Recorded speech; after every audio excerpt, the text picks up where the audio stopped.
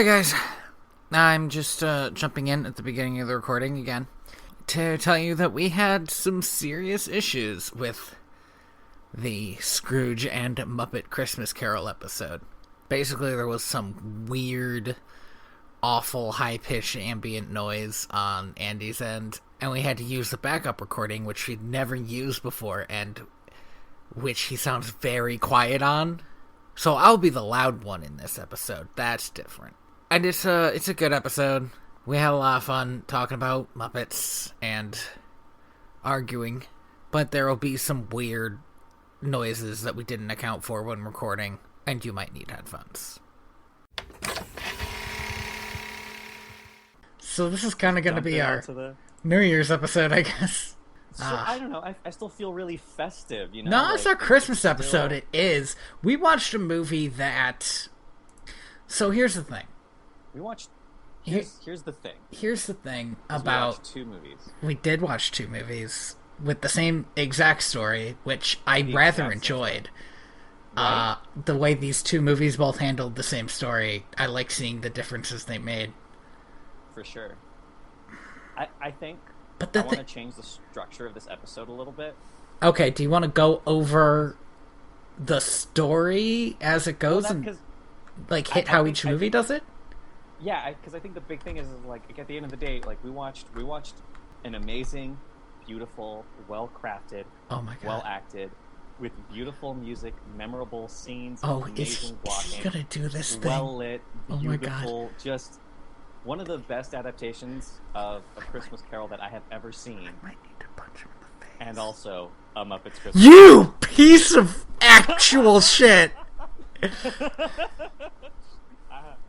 Tony, you have no idea the number of iterations that this bit went over in my head. I fucking knew it! So, I want to clarify. I cannot stress enough. I watched Scrooge, and I was like, man, this is a really good Christmas Carol. And it's I watched an amazing movie. And then I watched Muppet's Christmas Carol, and I was like, fuck, this is like a really good Christmas Carol. I unapologetically do absolutely think that A Muppet Christmas Carol is a stronger movie. I disagree. Okay, well, we can get into point for point why we think that, and I think it'll be interesting. What I want to do is I want to just talk about A Christmas Carol for a bit. Yes. Me too. Because unlike the last, like A Christmas Carol is like one of the biggest novels ever of all time. You know, like. Do you know what I love about it? The anger that Charles Dickens has in his prose. That's what I love about it. It's such an angry story. That is one of the things I love about it. So what I did is I watched both these movies, and I listened to Neil Gaiman read the version that Charles Dickens adapted to be read out loud. Oh, yeah. In front of crowds. So I just sat through and did 3 different versions of this movie, basically, and I was like, yeah, these are all great. But what I love about it is I don't like really religious Christmas stories. Because I don't think there's much of worth there besides isn't Jesus great. But I also don't like really not religious Christmas stories. Because all their worth comes from, hey, isn't Christmas great? You watch Frosty the Snowman and it's just about a snowman who's happy. And what is that the fucking institution of Christmas? Yeah, or even is the problem, or even How the Grinch Stole Christmas, which is a great Christmas movie and a great Christmas story. It's okay. Wait, which one? Oh, the original cartoon. Okay, good. Yeah. Which is a great Christmas movie, a great Christmas story. But at the end of the day, it's the moral is Christmas is good, and that's not anything. And A Christmas Carol, the moral is. Fucking rich people who live in their goddamn ivory towers, who aren't looking out for anybody, die alone. And they deserve it. Their souls are going to travel the earth, looking at all the people they could have helped and saved, and feeling bad. Or they could go help people, and they'll be happier, and everybody will be happier, and London will be a better place. I I think it's such an amazing thing because you mentioned too, like Frosty the Snowman and How the Grinch Stole Christmas, but like any Christmas movie that is made post the publication, any Christmas story that I think was made post A Christmas Carol cheats. And the reason they cheat is because like at the end of the day, right, the moral is that Christmas can be great, but you have to imbue it with yourself. You get out of Christmas what you put into it. And if you have the means to put a lot, it does not like decry from other means to put everything into Christmas. Right, the Cratchits have a good Christmas. Yes. Even without Scrooge. Have an amazing Christmas. But when Scrooge comes by, they have a good Christmas because actually, in the book, Scrooge doesn't come by, but it's a good Christmas because somebody showed them generosity, you know? Exactly. And so every Christmas story after A Christmas Carol cheats because they go, and isn't Christmas great? And we know why Christmas is great because A Christmas Carol spells it out. Like the entire book, it spells out why Christmas is great. Every other story afterwards just doesn't feel like it has to, which sucks. Even my favorite Christmas movie of all time is A Charlie Brown Christmas. And even A Charlie Brown Christmas falters toward the end when it actually has to spell out the meaning of Christmas. I think A Charlie Brown Christmas is kind of a bad movie. Like, it's a fun movie to watch once a year, but it's not like great story. It's a terrible film, but it's a beautiful piece. Describe it. Like, it's a beautiful kind of ode to these amazing characters and this holiday. Well, what it is, the problem with most Charlie Brown movies is it's like jokes from Charlie Brown comic strips that have been like taken from the comic strips and put it in a movie, and we're just supposed to go, hey, I remember that one. Yeah. It's the problem with Peanuts is that it's been around forever. And even by the time A Charlie Brown Christmas came out, Peanuts had been around for 20 years. So kids who watched that were already like, yeah, Peanuts is everywhere, right? So it's like nobody wants to talk about what Christmas means because everybody's afraid of the institution that is Christmas because it's so bloated now. And I get the feeling that even in like Charles Dickens' time, it was getting bloated. Oh, I bet, yeah. Like Charles Dickens lived through the Great Christmas Revival in the Victorian era. Well, Charles Dickens almost he's the reason why we think of snow on Christmas, right? Because in Charles Dickens' time, there was, what they call it, like a mini ice age. And so in his childhood, there was always snow on Christmas. And then he was the one who would always be writing about Christmas time. And so now we think of snow every Christmas, even though in a lot of places that doesn't happen. I grew up by the Great Lakes, so there was usually snow on Christmas. I grew up in Southern California and the Southwest.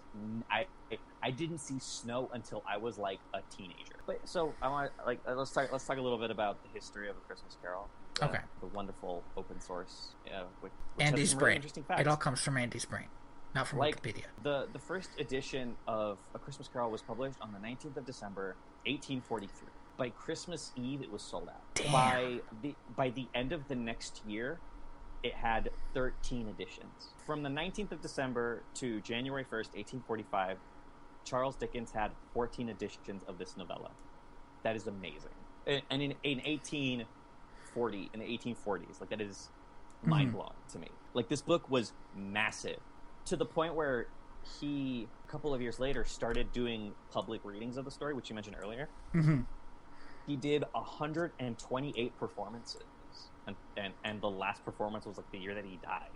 A Christmas Carol is, I think, one of the angriest children's stories. This entire story starts by dragging this old man and talking about what a piece of shit he is, and then spends... Actually, it starts... I mean, they do this in the Muppet movie. You should know this, Andy. It starts by talking about how dead his partner is. Fine. Technically. Sure. His partners are dead. But, like, what I mean is, like, narratively, right? Like I understand. The five-act structure... See, I was being an asshole. Of this story, I know. The five-act structure of this story is, like, what a fucking asshole this guy is. Let's go back all the way to his past and show him why he was an asshole, how he is continuing to be an asshole, and how fucked he is in the future because he's an asshole.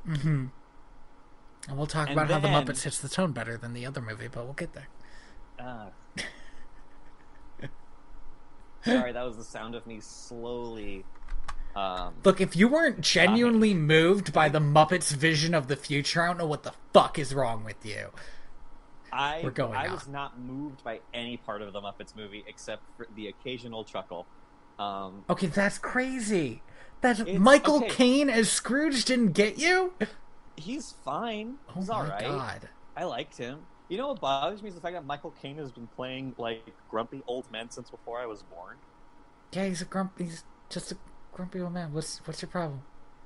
He's been a grumpy old man longer than we've both been alive. That's fine. There are some people like that, Andy. It's kind of weird, though, to think about. Such as Ebenezer Scrooge. So, okay. Anything more you have to say about A Christmas Carol other than the fact that it's just like this amazing tale of like... I don't read a lot of Dickens. And Same. that's a personal failing of mine, because it's this great story about inequality, but that also happens to be a great snapshot of Christmas in 19th century London, a place that I will never get to see, but I can see very clearly because of this story. Oh my goodness. I'm just going to read this sentence that I love. Mm-hmm. Charles Dickens urged workers and employers to join together to combat ignorance with educational reform, and realized in the days following that the most effective way to reach the broadest segment of the population with his social concerns about poverty and injustice was to write a deeply felt Christmas narrative, called pamphlets and essays.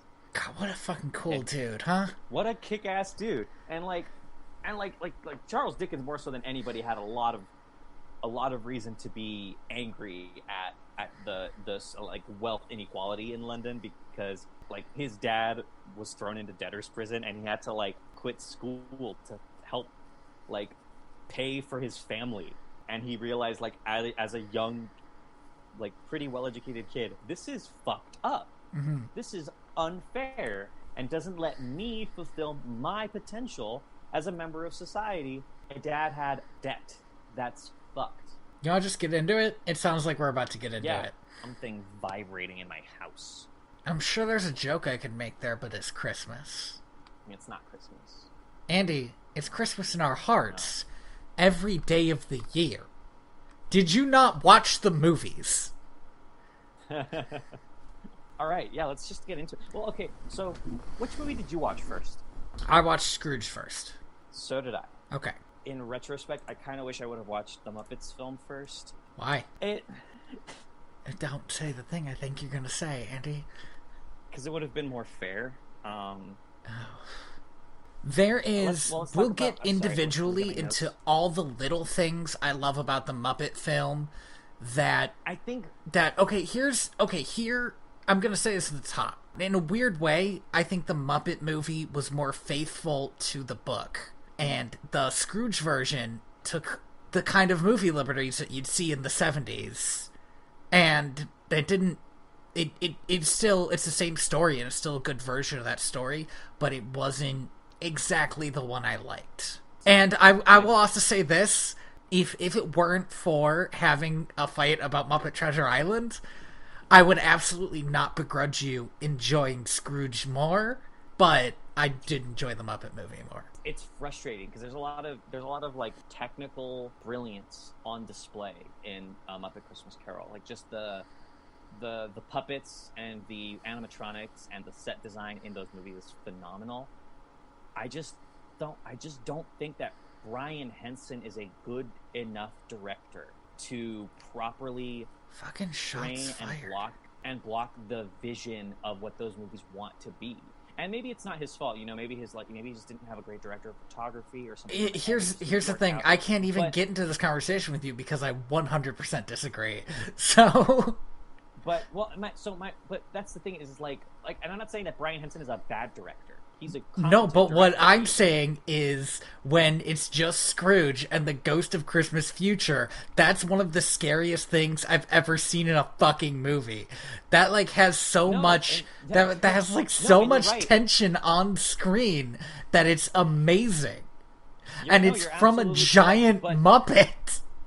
no, you're absolutely correct. That moment is fantastic, but that moment isn't the whole movie, right? That And like, moment's like a and third at of the the end of movie, the day, dude. but at the end of the day, there are a lot of times when had I been, I don't want to play like armchair director, right? I'm not saying that I could fix this movie, but there are moments that I would have pushed more, scenes that I would have framed differently.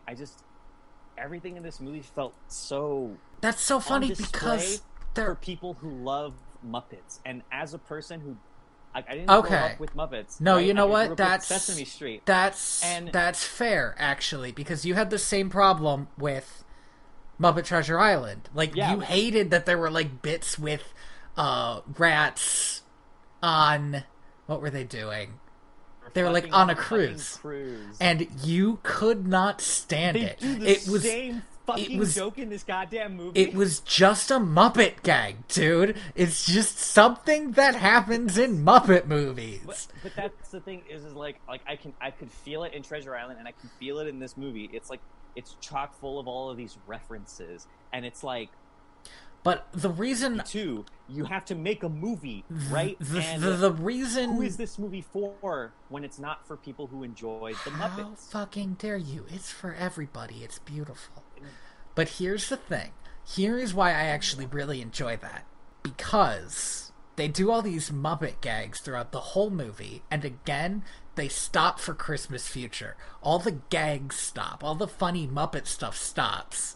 So that the story can happen, and it gives that moment more weight, and it lets you feel the lightness of the other moments more. And again, this might just be me, and this might be something we're not going to agree on, and I cannot stress this enough. That's fine. I don't want to argue about it. but they do so much in the Muppet movie that makes it feel like weirdly Dickensian.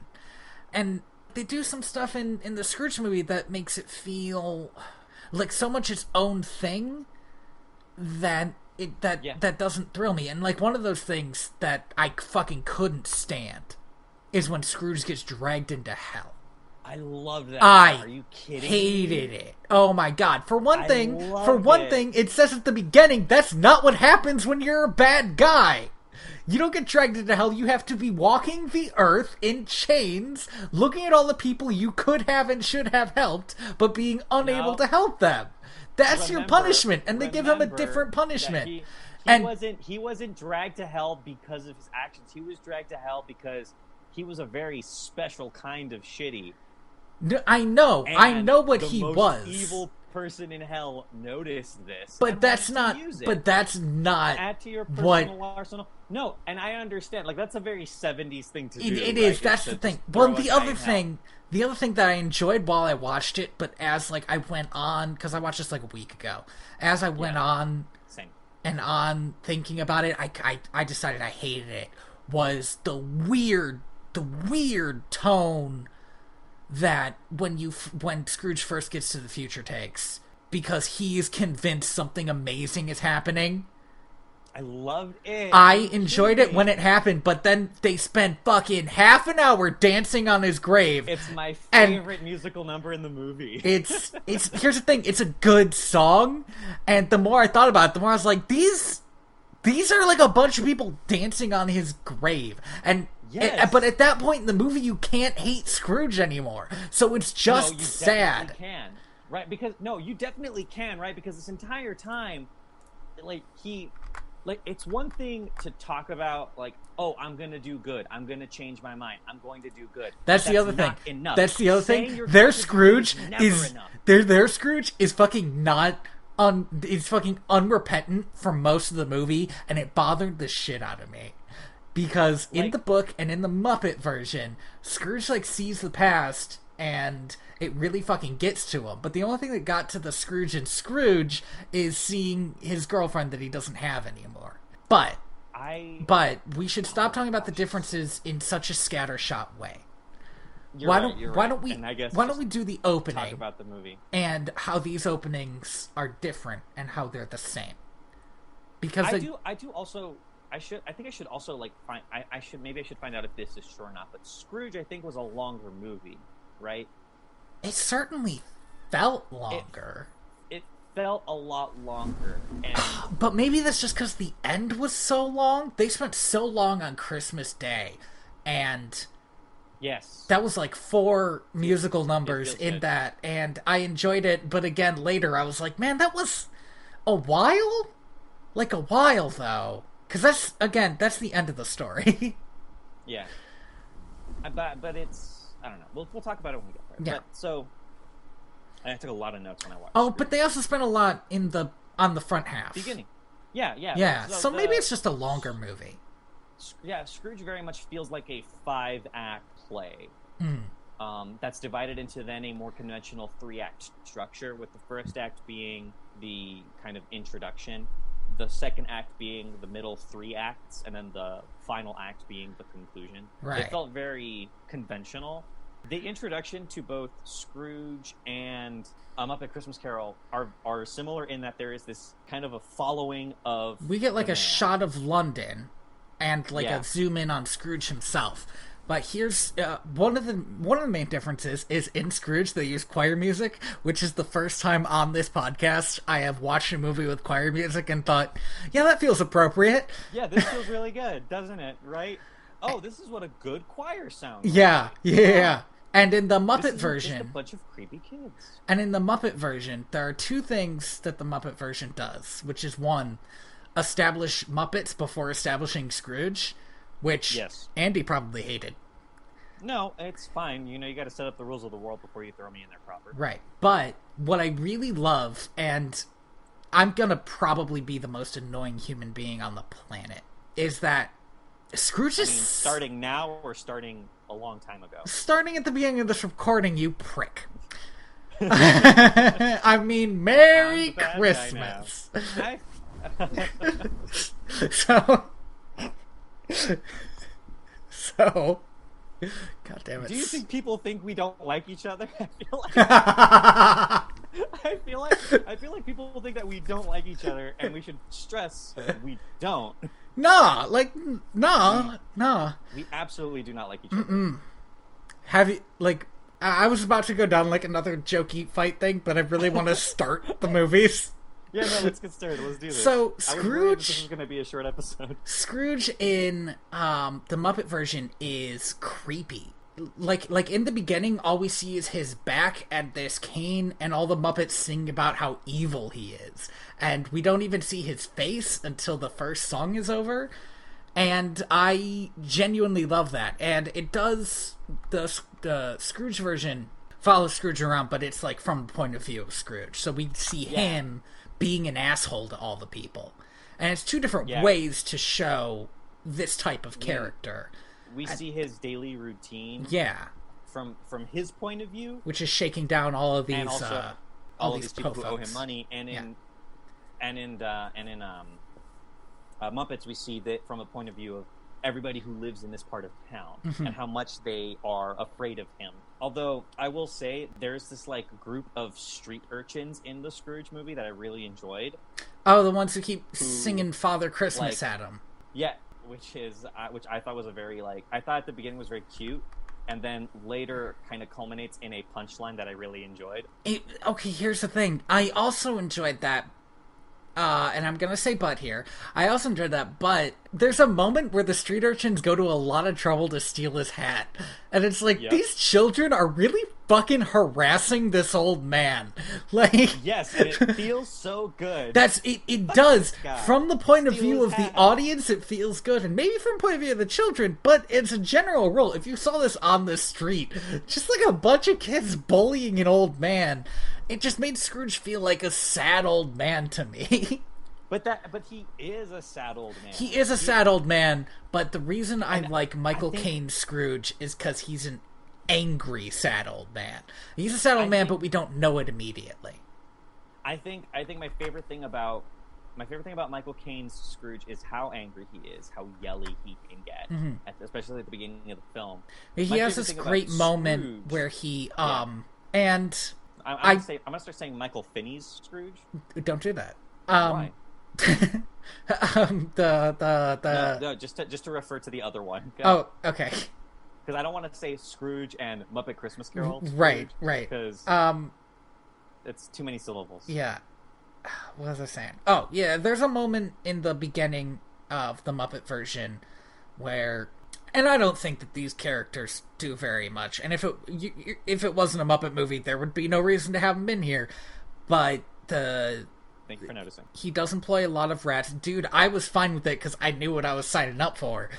But he does employ a lot of rats, and they want more fire. He's creating jobs. For more coal for their fire. Dude, no, please don't.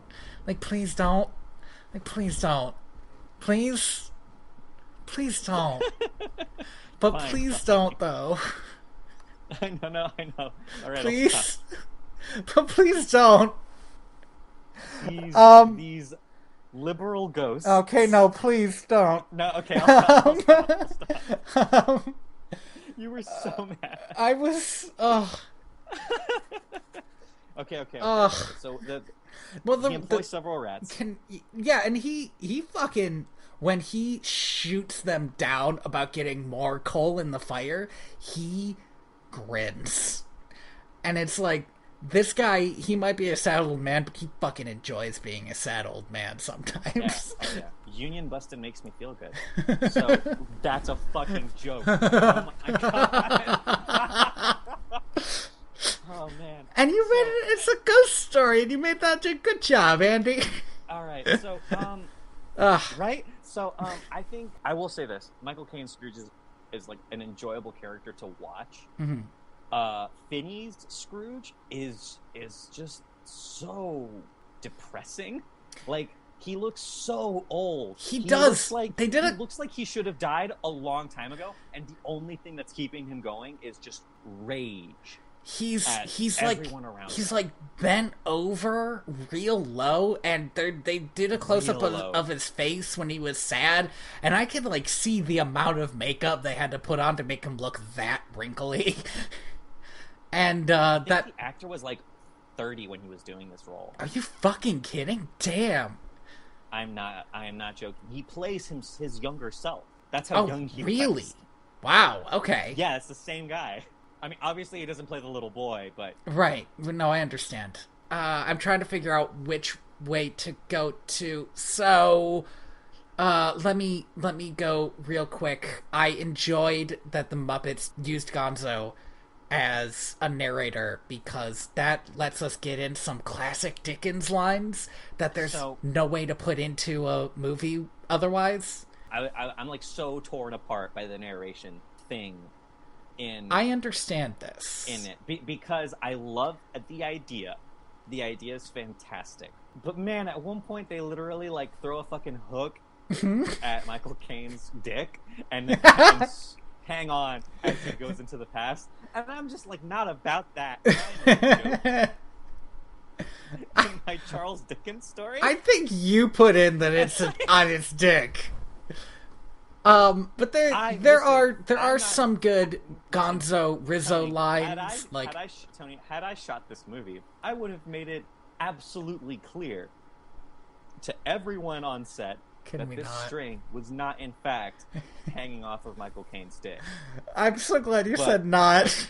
But god damn it if it didn't look like it was. It was a very unfortunate shot. Okay.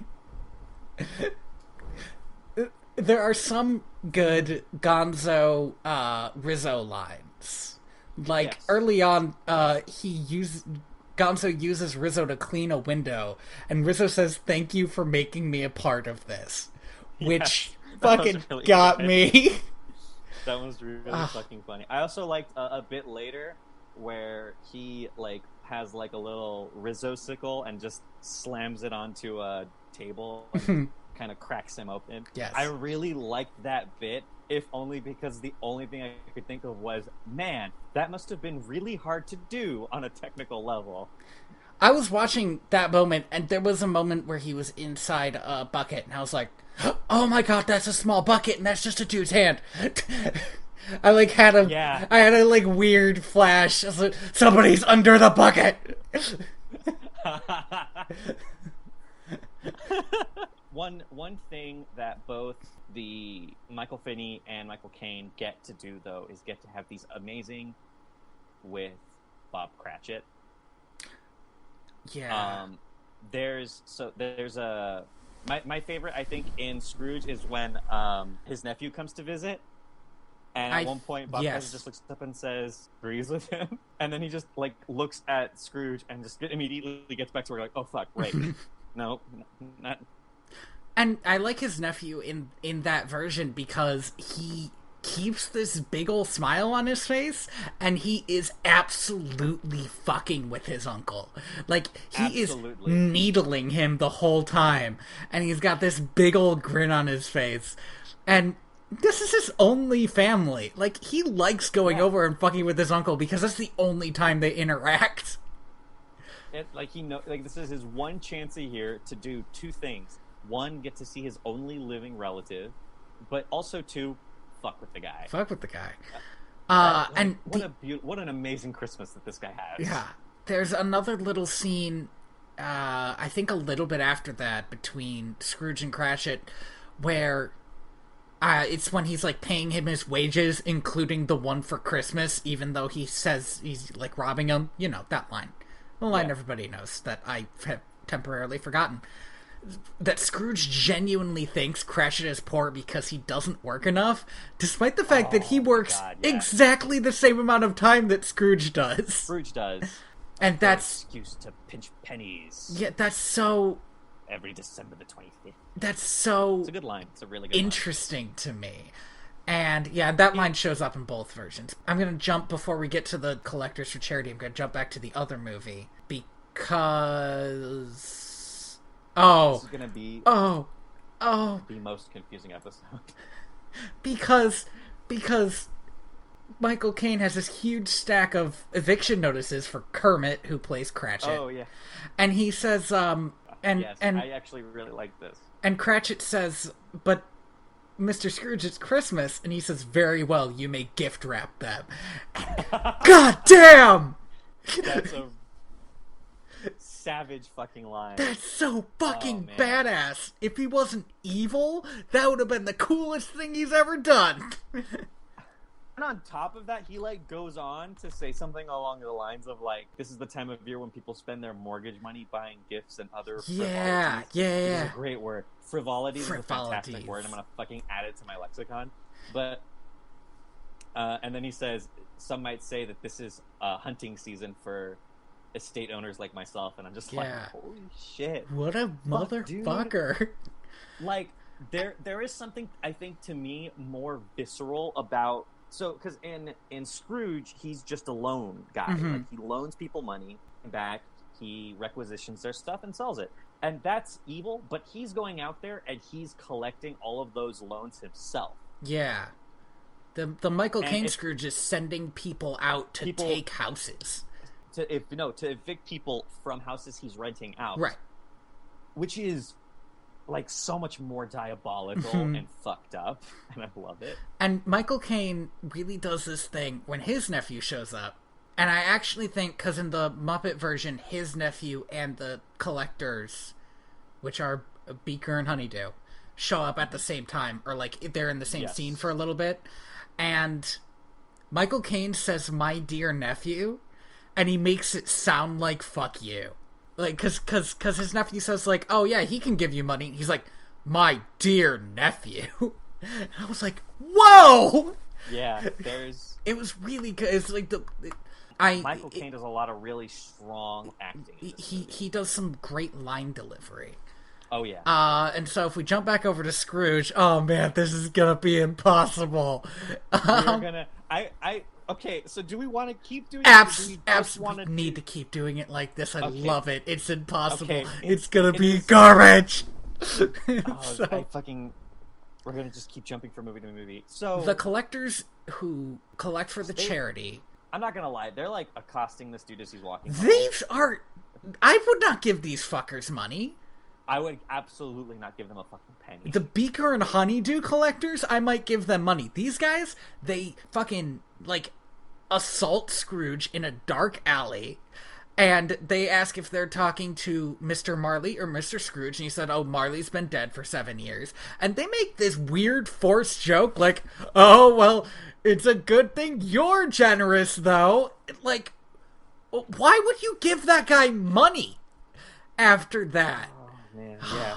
It's such I think that those collectors are just so seedy. And I don't think they were meant to be. I don't think they're supposed to be, but they are very unintentional.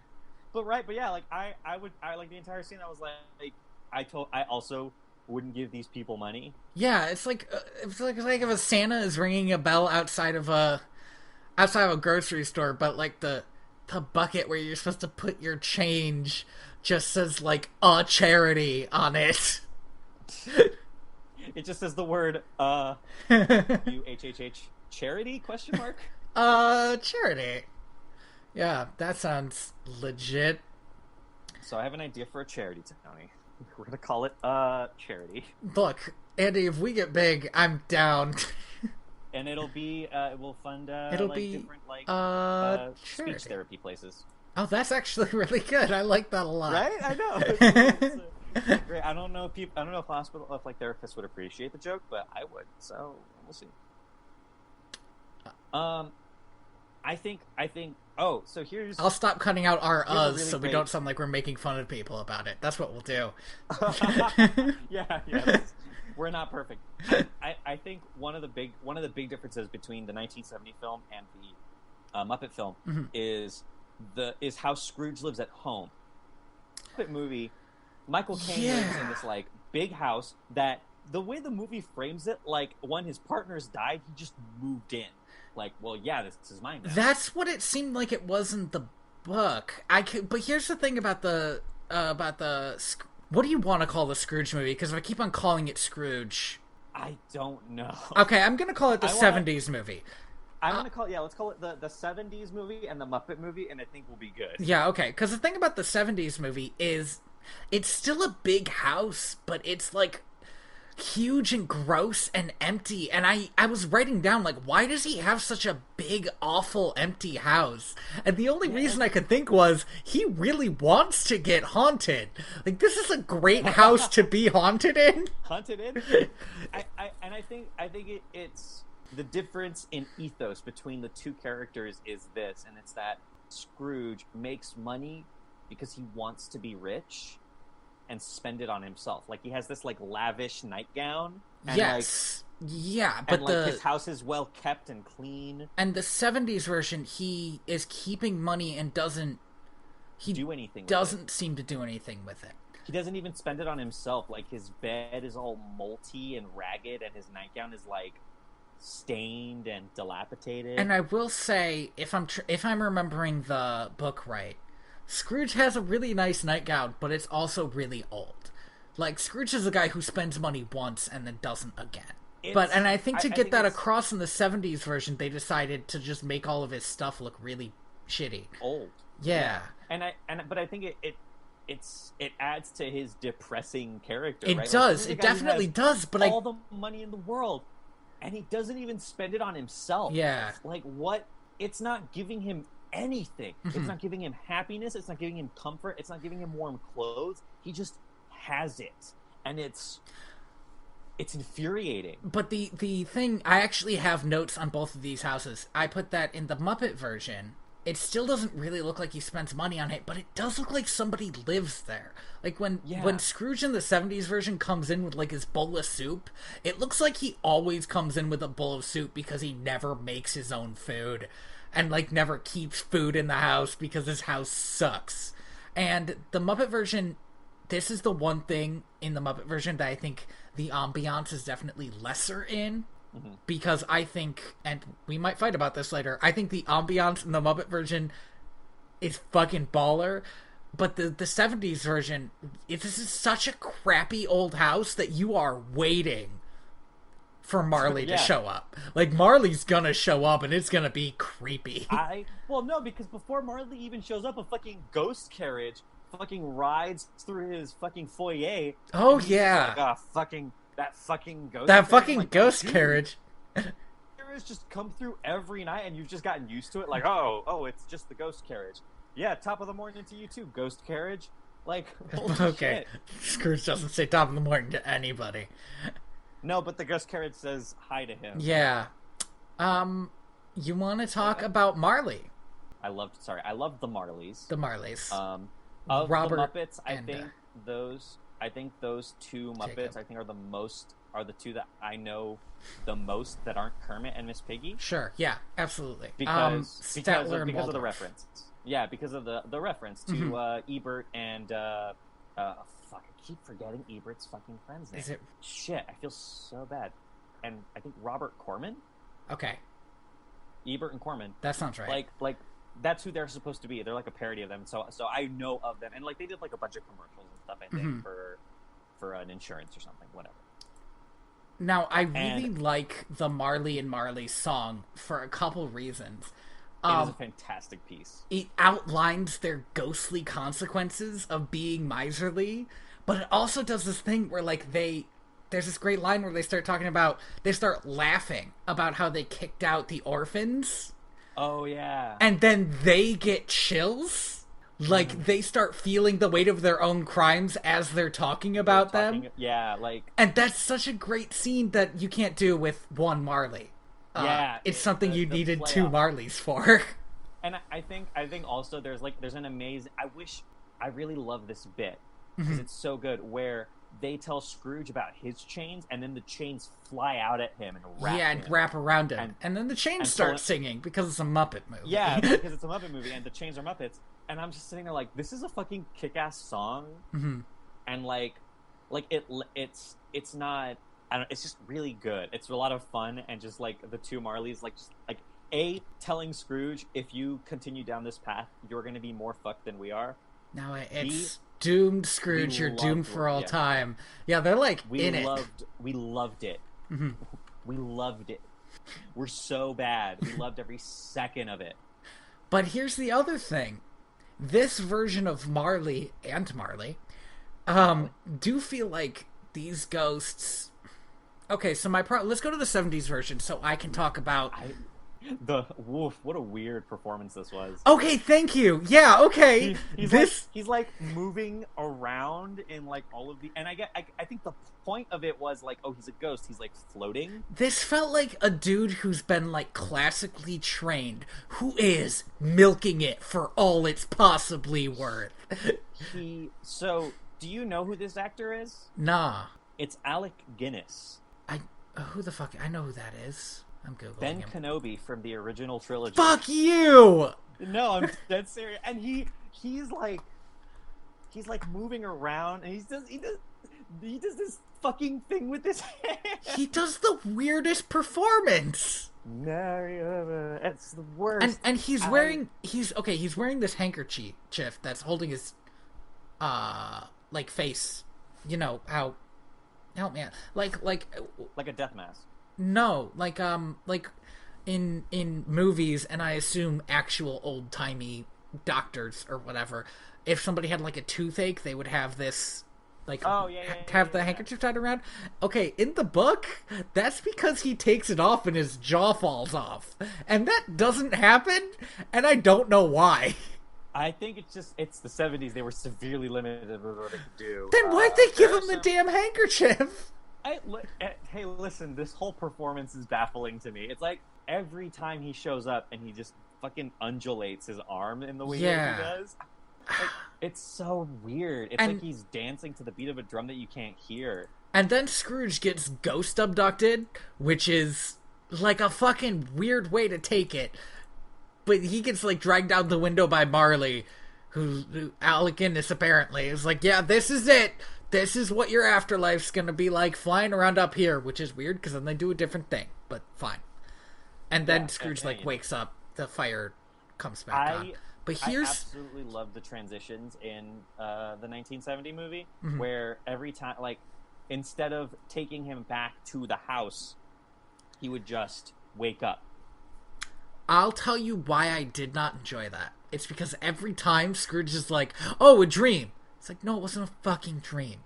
It happens, like, every time. In the end, but he's not not the even last time. 100% convinced it was real. And that bothered the hell out of me. But, But that. but, but, Yeah. but, what I want to talk about before we get into this is, even though Marley and Marley are, like, real unrepentant, it feels like they showed up to Scrooge to give him a warning because they were his only friends, which is how I read it. That the kind of the reason Scrooge is saved is because he did manage to make one friend who decided that it would be a good idea to go try to help his only friend in the world. Yeah, right. Like, but the 70s Marley later really seems to fucking enjoy Scrooge getting his comeuppance in hell. Yeah, and that really bothered me. Like, why does Marley want that? Well, okay, so my understanding of it in the 70s film was like they weren't just partners, they were partners, right? At the same company. They worked together. And to me it really felt like they both had this competitive edge. And so Marley is seeing it like, even if we both lost, you lost more than I did. Jeez, you lost more. You lost heavier. What a bad friend. I think yeah, no, but that's the thing, right? It's like Scrooge was a bad person. It would make sense that the one friend he had in the world, or the two, would be bad. They would be bad people. And I think... Hey, quick time out. I love that we have to keep referencing the fact that they split Marley into two people for the Muppet version. For the Muppet, just like, we can't just use one of the Muppets. Well, really, not if they're gonna... though? There's gotta be a Muppet somewhere. It was a good joke. It was, well, and they were very good. I really enjoyed that. God, fuck, man. I want to talk about something that the 1970s movie does that the Muppet movie does not. Is it Scrooge hiding a bunch of shiny shit under his piss pot? Because I want to talk about that too. What was that? No. I don't think I saw that. There's this weird moment where Scrooge, like, I don't know, hides some gold under his piss pot? Well, he also before he goes to bed, like, ties gold around his neck and hugs it to sleep. Yes, he does do that. Which, what a fucking weird dude. No, I want to talk about Bob Cratchit. Because we actually skipped Bob Cratchit going home in both of these. Well, so that's the thing, is the 1970s movie, we don't just see Bob Cratchit go home. We see him go pick up two of his kids.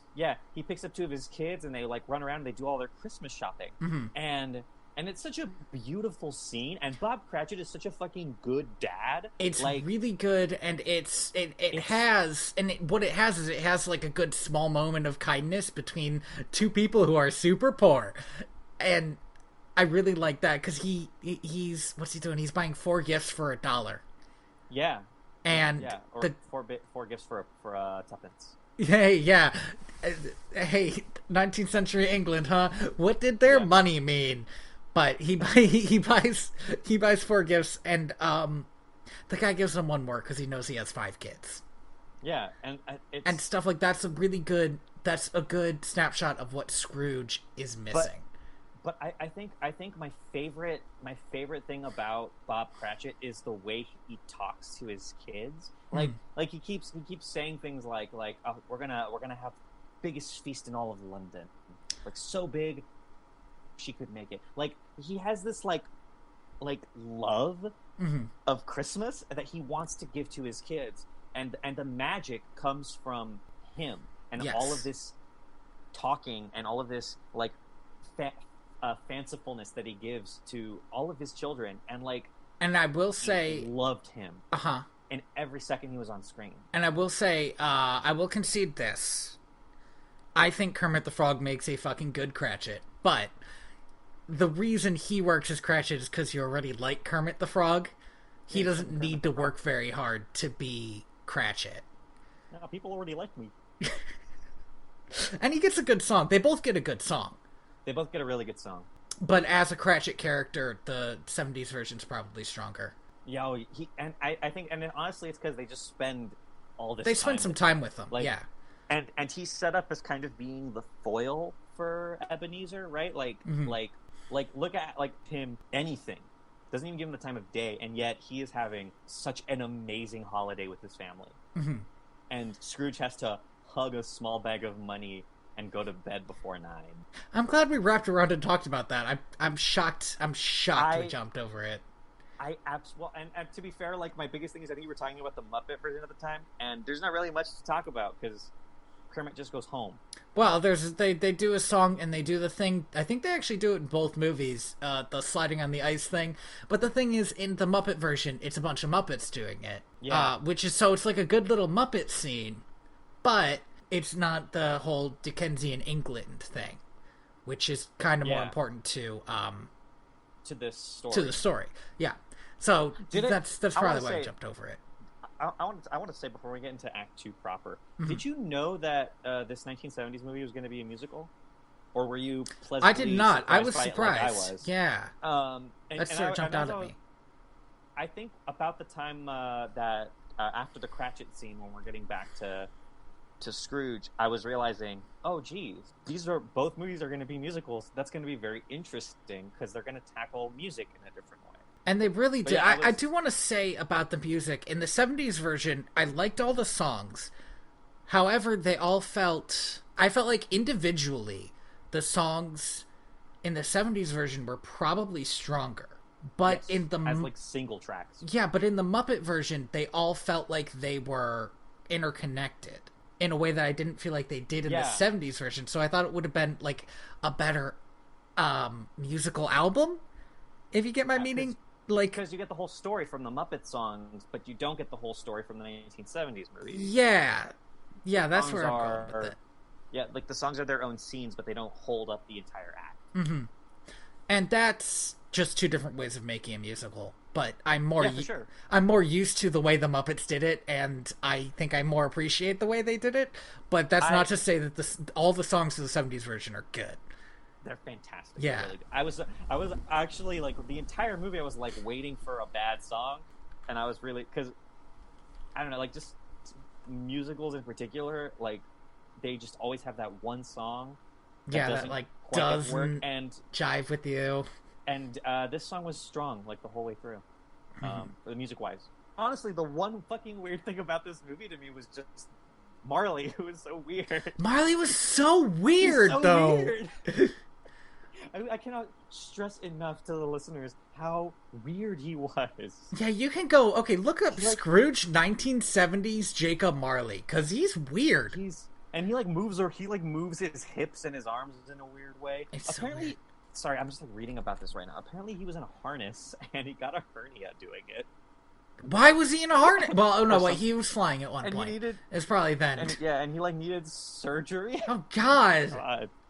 Oh, Alec, oh no. Movie that he liked. Before we get to the first ghost, I do just have another Rizzo line, which is God Save My Little Broken Body, which is probably the Rizzo line everybody remembers from the Muppet version. It's also really good. But you want to get to the first ghost? Yeah. Which ghost do you want to do first? Let's talk about how fucking creepy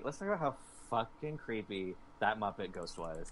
Holy shit. It is the scariest goddamn thing I have ever seen in my life. I want to talk about why I really like how creepy this ghost is, okay? And it's wispy hair. It's like an ethereal, creepy child. And the reason I like this is because... Here's the reason I like this. I have never seen, except for in the Muppets movie, a version of the ghost that looks like the ghost in the book, which is a child. Very pale child that also kind of looks like an old man. Yes. That's what it is. And this creepy-ass ghost is like a little child that also kind of looks like an old man. And it's really good. It is distressing, and here's my problem with it. Okay. Is that child is the scariest thing in this movie. That's not true. The Ghost of Christmas Future looks like it's Tony. Like scarier than a regular Dementor. no, my dude, this little boy is the scariest thing I've ever seen. I think it's a girl. Whatever it is, this non-conforming, genderless. It's definitely spirit. non-conforming. It is the spirit of. It says almost 1900 other Christmases. So we have this creepy child ghost that takes Scrooge's hand and is Gonzo and Rizzo. Yeah, Gonzo and Rizzo. They Yes, this is when they hang off of they Michael Caine's dick and fly away into the sky with them. great. So, meanwhile, in the 70s, the ghost of Christmas Past in the 70s is like one of those old British women that's sick of your shit. Yeah. And in the 70s version, Scrooge delivers that great Dickens line, which is, "To be woken by a ghost at 1 a.m. is hardly conducive to my welfare." Yeah, yes. It's a really good line. Yes. This, to me, is where I think the two movies break apart. Because this is where the 1970s movie really becomes like a character piece. They spend so much time in the past because they want their version of Scrooge to be really about this broken guy, I feel like. Yeah, like they wanted to show us every facet of why this man is broken and also just the fact that it is his fucking fault. Mm-hmm. And in everything that he did is his fault. Mm-hmm. And in the Muppet version, they're just trying to show you this is how somebody starts and could become like this. They don't spell it all out the same way, and there is not so much. Yeah. There is a good deal of regret, but there's not so much like Scrooge being fucking broken by the end of it. The emotional performance of Finney at the end of this second act is it's really fucked up because Michael Caine. I'm sorry, why don't we hit all the past in one of the movies and then all the past in another one of the movies? Why don't we start with the 70s movies? Let's start doing it that way. Well, let's start with the 70s movie because it has such a deep past bit. Yeah. So the 70s movie opens up with this kind of like opening of standing in the snow, watching all of these kids celebrate Crimbusween. Like, they're all dressed up in like costumes, and I don't know if that's a thing that people used to do for Christmas. It might have been. It sounds sort of like something that could have happened. It feels very Victorian, right? Yeah, like Dickensian, doesn't to just it? Also throw that in there, and also kids dress up. Fuck it, why not? Yeah. So, and then it just kind of cuts to Scrooge being inside of this schoolhouse, and there's like an aside. There's like an aside mention that like the reason he was there is because he felt like his dad didn't want him. No. Wait. This is important because the first thing we see, those kids singing and wearing costumes, one of them is his sister. One of them is his sister. Which is important because, well, the other movie doesn't do that, which is fine. It felt like a very Dickensian thing, but also the version of The Christmas Carol I listened to, they didn't mention his dead sister, so I don't know. And that's the thing, is like so like his sister's out there, and he's just he's deciding that it's me to be a part of this. Mm-hmm. So I'm just gonna stay here and continue studying. Like this is more time for me.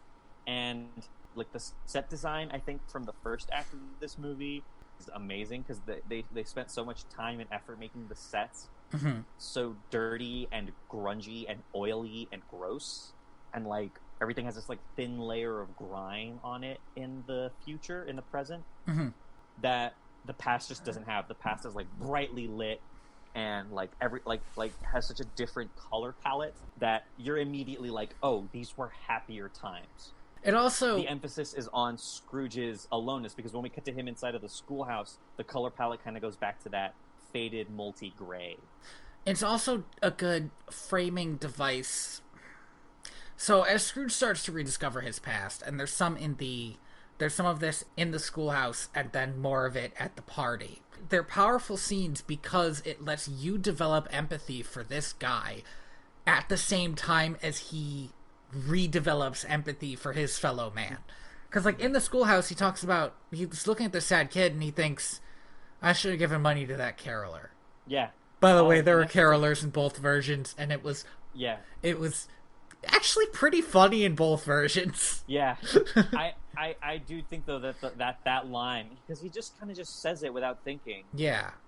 Like, he just kind of like, and the ghost of Christmas Past kind of tries to prod him about it, and he's just like, no, it's just there was a young boy earlier today, and I should have given him something.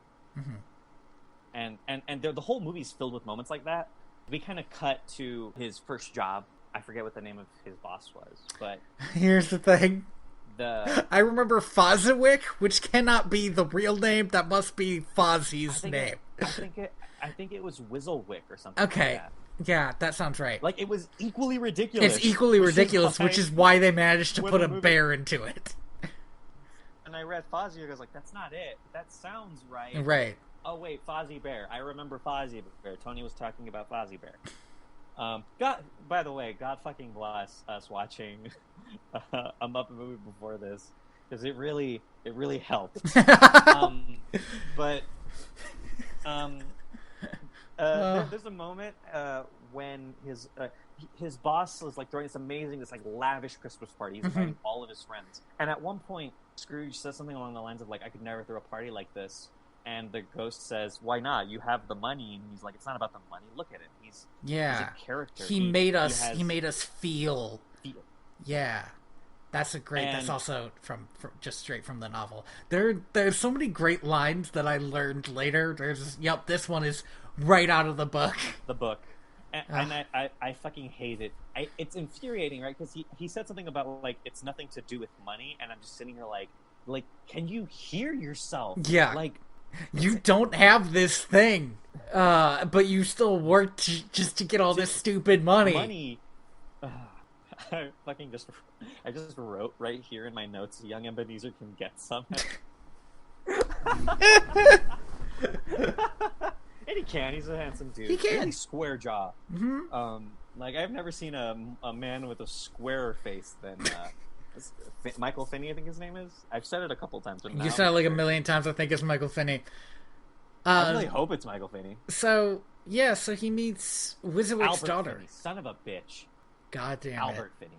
Okay, so I was right early on when I said don't call him that. It's when you said that I was like, I feel like they have his name wrong.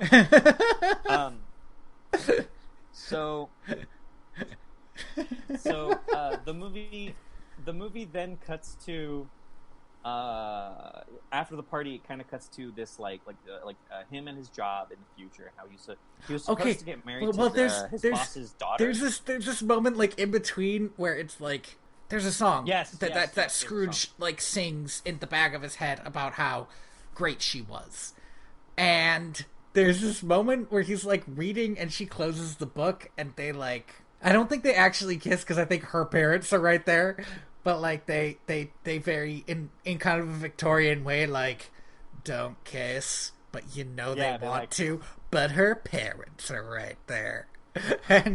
and because I'm me, I was like, man, nobody bookmarked that book.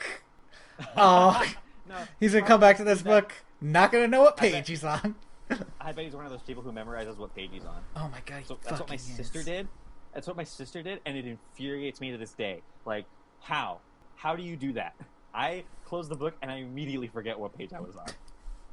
I could stare at that number for hours. The moment I close that book, it's gone. This is a good tangent. So we go to his where he's doing some sort of books. He's doing ledger work, and she's walking in and she's like, "I'm fucking leaving." And this scene is amazing. It's very powerful because old Scrooge is there, and he's yelling and talking the entire time. And God bless they like, as much as I kind of dislike the fact that they went with this kind of elder Victorian lady as the Ghost of Christmas Past. Mm-hmm. There's a great moment where she tells him during this scene, "Please be quiet. I'm trying to listen." I'm trying to listen. Yeah, that's the only reason I liked her as the Ghost of Christmas Past. When she's just like, when she's just like, "No, hey, dude, I'm watching a movie. Could we not?" I'm trying to watch your marriage fall apart. And I like the way that this scene ends because she tells him that he has fallen for a new love, which is money. And that if he had met her now, he wouldn't even love her. And Scrooge is, like, old Scrooge is freaking out, and young Scrooge, he says something awful, like, I can't talk about this during business hours. Yeah, I don't talk about my personal life during business hours. And so she leaves. Oh, Oh, the scale. Is that what you're gonna talk about? Huh? The scale. The scale. Yeah. Really good imagery. She like plops the ring onto the scale and then drops a handful of money onto the other side, and it just, oh my god. But the movie, the 1970s film does this thing where at the end of every ghost, he wakes up in bed, and there is something very distressing. And I think it's the most effective at the end of this act because he wakes up like sobbing and crying. Oh yes. And there is just something about watching an old man cry. Mm-hmm. That was something I really liked it in this scene, and I kind of couldn't stand that they kept doing it. But it was yeah. No, I get where you're coming from, but it really is. It's very powerful in this one. Mm-hmm. Let's talk about the Muppets. Yeah, let's talk about how the Muppets handled Christmas past. Let's talk about how the Muppets handled. We already talked about the creepy ghost Muppet baby. I really genuinely I'm gonna say this now. I love all of the ghosts in the Muppet. I love all the spirits in the Muppet version. They're perfect. They're like perfect babies. I agree. Man, there's a fight there, and we're gonna talk about this in Act 2. There is a fight in my heart over which Ghost of Christmas Present I like more. Really? Okay. Yeah, because they're both really fucking good for different reasons. Is the Ghost of... I want to ask, and I know this is kind of out of the timeline, but is the Ghost of Christmas Present like a Muppet? Is he like a dude from something? Or is he just like an all original? No, I think this is actually one of the things I really like about this movie. All the spirits are just made for this, I think. The little creepy ghost baby thing, and the big old Hagrid looking guy, and yeah, that's who you reminded me of. Yeah, if you ever watched the Blackadder Christmas Carol, they got Hagrid to be the Ghost of Christmas Present, and the dude was born for that role. He just looks like the Ghost of Christmas Present. He's a giant dude who looks real jolly. He's a massive man, and a very, very happy guy from what I hear. So the Muppet version, I don't have much to say about it. Okay, so we drop off. It's not in spirit and not really in tone, but in setup, it starts much the same way as the 70s version, which is Scrooge sees a bunch of his school friends. The reason I kind of like this is because Scrooge points out that he used to be able to make friends.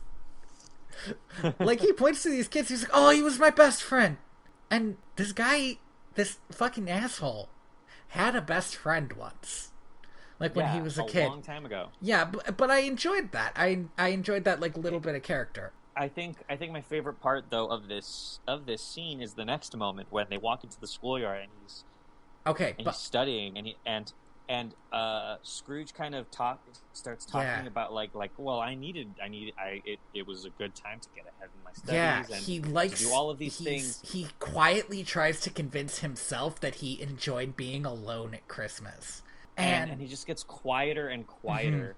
And the Ghost of Christmas Past does something that I genuinely don't think is done in any version of this story, which is she takes him through his entire childhood, and he has to watch himself be alone on Christmas every year. And he says nothing ever changed, and she says, you changed. I think that my favorite line is what they said. They say something along the lines of like, and this was the beginning of a lot of lonely Christmases. Yeah. And then they go through, and you just see this like, what an interesting like montage it was too, because it's like kind of fast forwarded, but like every time young Scrooge would get up and walk somewhere, he would age a little bit, just a little bit at a time. It was such a fantastic sequence. And just that line, like just you are what changed. Mm-hmm. Hey, can I talk about how, like, you liked this movie, right? Like, maybe you liked that other movie more, but you liked this movie. Because I was... We'll talk about it later. I was very worried we were going to have a real fucking fight about it again. We'll talk about it later. Okay, that's fine. So we see the headmaster of the school ready to see Scrooge off. My favorite Muppet. The only Muppet I like. Sam the Eagle, who is I want to talk for a bit. Frankly, not supposed to be in this movie, and it's kind of amazing. So, but can we talk about, even before we talk about whatever very important thing you're going to talk about, can we just get his big line out of the way? Yes, please. So he starts telling Scrooge about, how he's going to be a man of business and a man of industry. And he goes, "It is the American way." The American way. And then Gonzo whispers in his ear and he goes, "Oh, it is the British way." Amazing. Okay, go. I also really liked his other line where he's kind of like, "You're gonna have a strong foundation, just like this school." Right, and then meaning to fix that show. And the kid who plays young Scrooge delivers a very good "yes, headmaster." Yes, he does.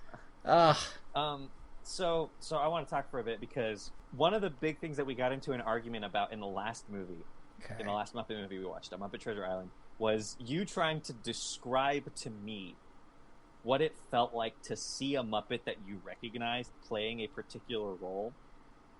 And me trying to explain to you how I never felt that the entire fucking movie because I don't know anything about the Muppets. And then watching this movie when Sam the Eagle walked on screen, I was like, "Oh, I get it. Oh, all of it makes sense now." The entire last movie made complete sense to me in that split moment. Like what a joy! It's just an unfettered. It's like watching an uncle that you haven't seen in a long time walk into the house. You're like, "Oh, I fucking like that guy."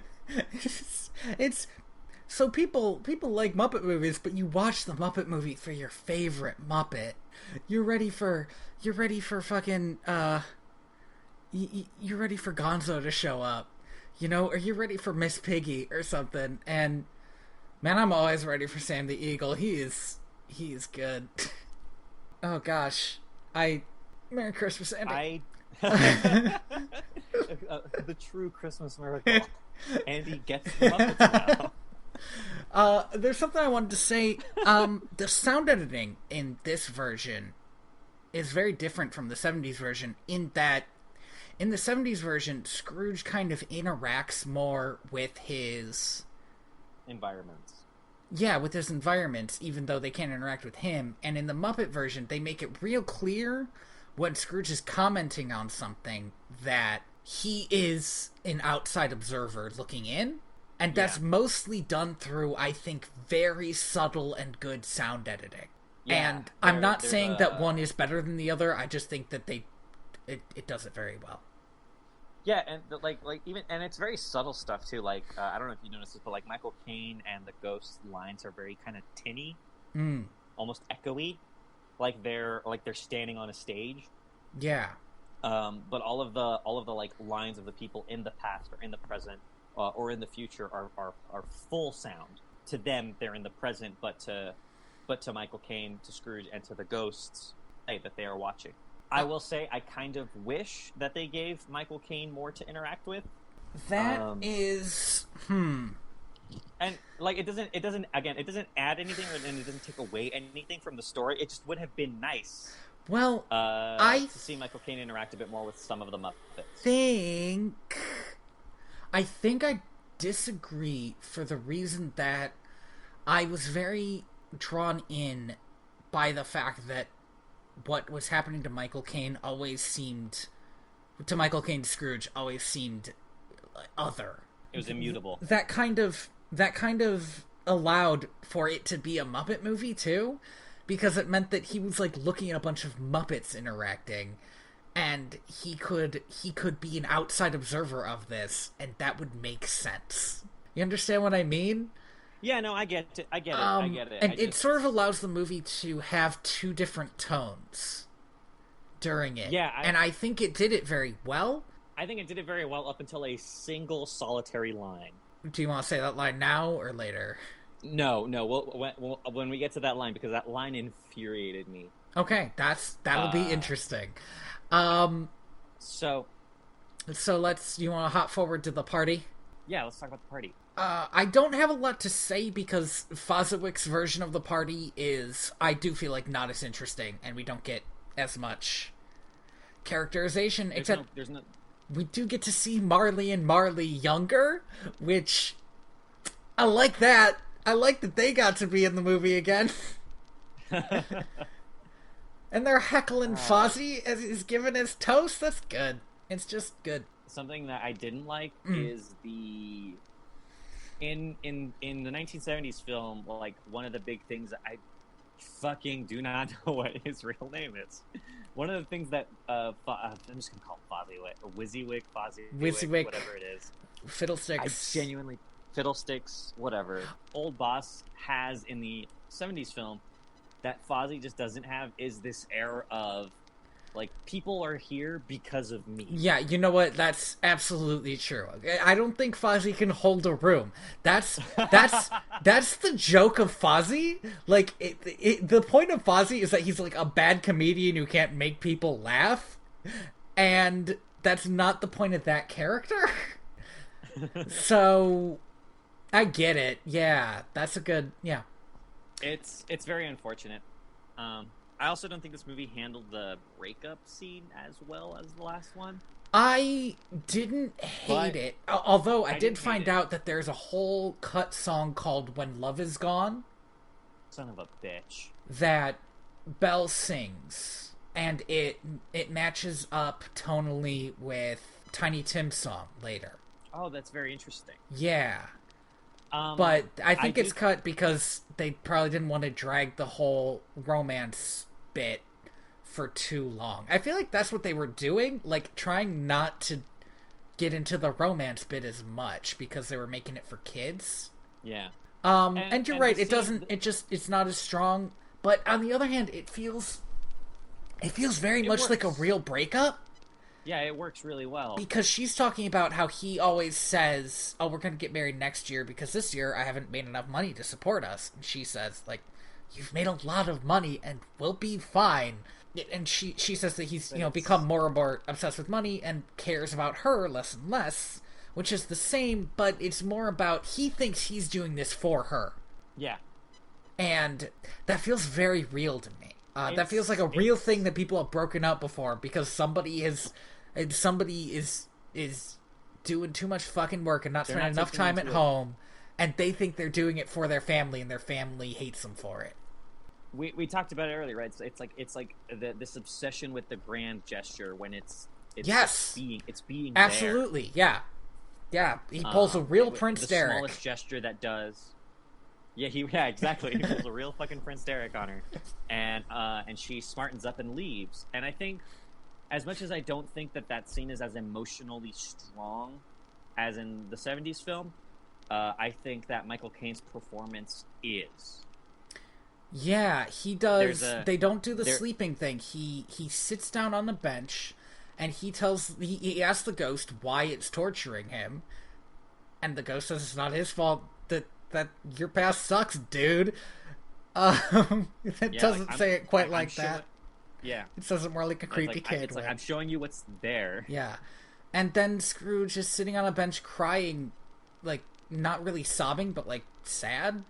And he says he doesn't want to see anymore. And then he's sitting on his bed. It's much more subtle than the 70s movie. Again, for scene, I can't really say that one did better than the other.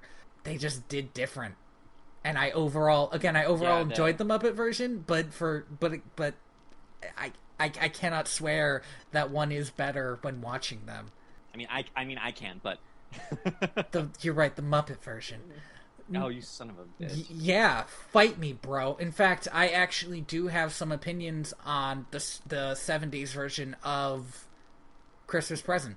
Yeah, so if there's one thing I loved about the 70s version of Christmas Present is I could watch this guy dunk on Scrooge. He's so hostile. Christmas Present is never depicted as hostile, but he's like, fuck you, like, immediately. He's like, I have had 1,840 cousins before me, brothers before me. Tell me how bad you were, and I thought they were overselling you, but I can see now that they were underselling you. What the hell, dude? You didn't even know this guy. I love it. It's so good, and especially like. I'll keep going. Oh man, and like he has to like get Scrooge drunk off. He gets Scrooge fucked up on the milk of human kindness before throwing him out a window. Okay, here's what I genuinely don't like about this version of Christmas Present, and he feels very 70s to me. Scrooge is high on the milk of human kindness. And he's like, can I have some more of that milk of human kindness? And Christmas Present's like, no, you gotta go look at the Cratchits now. You can have some of this later. Like, he's pushing a drug on him. And he's like, no. Not until you do your job, Scrooge. I thought you were going to talk about that very low V-neck of a robe that the Ghost of Christmas Present was wearing. No, that's also very 70s, don't get me wrong. 70% chest hair on display. Very 70s. I don't know. I really liked this guy. Like, he was so charismatic and, like, jolly. He is charismatic and occasionally jolly, but sometimes he's just, like, okay, here's what I love about the ghosts. I can't say the word tonally because it sounds too much like my own fucking name. And I sound like a douche. Here's what tonally thinks of the ghosts. What I love about the ghosts is that Tony Lee, how have I not made that pun before? It's a crime. What I love about the ghosts is that they're not hostile. Their job is to change Scrooge, but like Marley's the one who says that. They just go take him to look at stuff, and sometimes they do like get jabs in. Yeah. Like in both versions, the Ghost of Christmas Present says that Tiny Tim should die, and what is it? Yeah, if he's gonna die, he should go do it and decrease the surplus population. Right, but that means he's just repeating what Scrooge says. All they ever do is say, this is what's wrong with your life, without actually saying it. But this version of Christmas Present's like, show him. This version of Christmas Present's like, you're a dipshit. Let's go. These are two lines that he actually says that are really great. Okay. You weird little man. Yeah, he does say that. Another one is, you're a funny looking little creature. Which is also very good. And this is when I realized that I have seen this movie. Oh. Yeah, this was the moment I realized it. I didn't watch the whole thing, but at some point when I was in elementary school, somebody put this movie on for us to watch. And the reason I remembered is because of this guy. Because the moment he was on screen, I was like, I fucking saw this movie. I remember this specific actor doing this role. It was very exciting to me. I didn't remember anything else, though. Okay. You don't remember Dancing on the Grave or the fact that this guy fucking dunks on Scrooge for like half an hour? It feels... And I think that's the thing that I like. I like the fact that he tells Scrooge is an insult to his way of life. Because Scrooge's entire existence is an insult to Christmas Present's way of life. It is true, yeah. It's such a good dynamic. I think it really culminates when they go see the Cratchits, because at one point, because Scrooge asks him like, "What? Can I go like see? Can I go inside?" And he's like, "Hey, yeah, sure." Can we talk about something that I need to point out right now? Yeah. Because it was bothering me through both these movies and when I listened to the book until I finally decided on what it must mean. So Christmas Present means the entirety of Christmas Day, not what's happening right now. Because I was watching this and I was like, are the Cratchits preparing food and singing carols at 2 a.m.? I was like trying to figure out what the fuck was happening. And what's happened is he takes him to tomorrow. What tomorrow will be like. Quote unquote today. Later today. Right, exactly. He is time traveling, just like not much. Like he time travels throughout this one day. Yeah, he sees all of Christmas Day. Yes. And I will say in the book, because they didn't do this in either movie, it's like briefly mentioned that he goes and sees other shit. He seems to spend the most time with the Ghost of Christmas Present, and he talks about how they go to like deathbeds and hospitals and just see people being happy in the worst circumstances because it's Christmas. And I want to say that because I like it. Because I like it. Yeah, no, it's good. I agree. But let's go see the Cratchits now. Well, and that's the thing is I think their character dynamic in the 70s film really culminates in them seeing the Cratchits, because Scrooge asks him if he can go inside, and this is my favorite line in the whole fucking movie, because the Ghost of Christmas Present tells him, "Yeah, it'll cost you nothing, which is good news for you, and Dang. They won't be able to see you, which I'm sure is good news for them." This guy is he's fucking savage, man. No prisoners. I love it. So the Cratchits are all preparing food, and Tiny Tim and his sister, whose name I can't remember, because she doesn't get a one-liner that everybody remembers in the world, they come in from singing carols, and they've brought some fucking cash for Christmas. And Cratchit praises them and is talking about how Tiny Tim's going to be this great master of industry. I really love how Bob Cratchit talks. Mm-hmm. He's good in this movie. Good. Like he like speaks in this like poetic alliteration, and everything he says to his kids is big. It's big, yeah. Like his kid, because his kids are big to him, right? And so everything has to be big for his kids. He's such a good dad.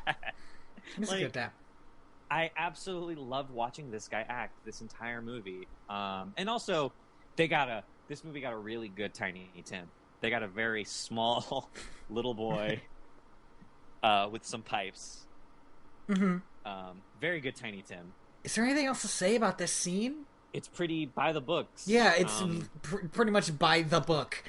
Yeah, they do that whole toast to the man who provides the feast, and it's sort of revealed to us as an audience that the only person willing to give any praise to Ebenezer Scrooge is Bob Cratchit.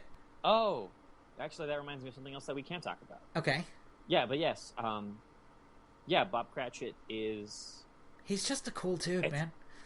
He seems so grateful to Scrooge. For what little he has, and he should not be, but... He shouldn't be. This is the kind of guy he is. He should absolutely not be. Yeah. Yeah, he's a very Pacha character. Like, he should be... Oh, he's Pacha. yeah, like, he should... Hey, those characters could totally do that. Oh, yeah. They could totally do that. Yeah. They could just do this. Huh. Yeah. I got called. I would love... Disney. I would love to see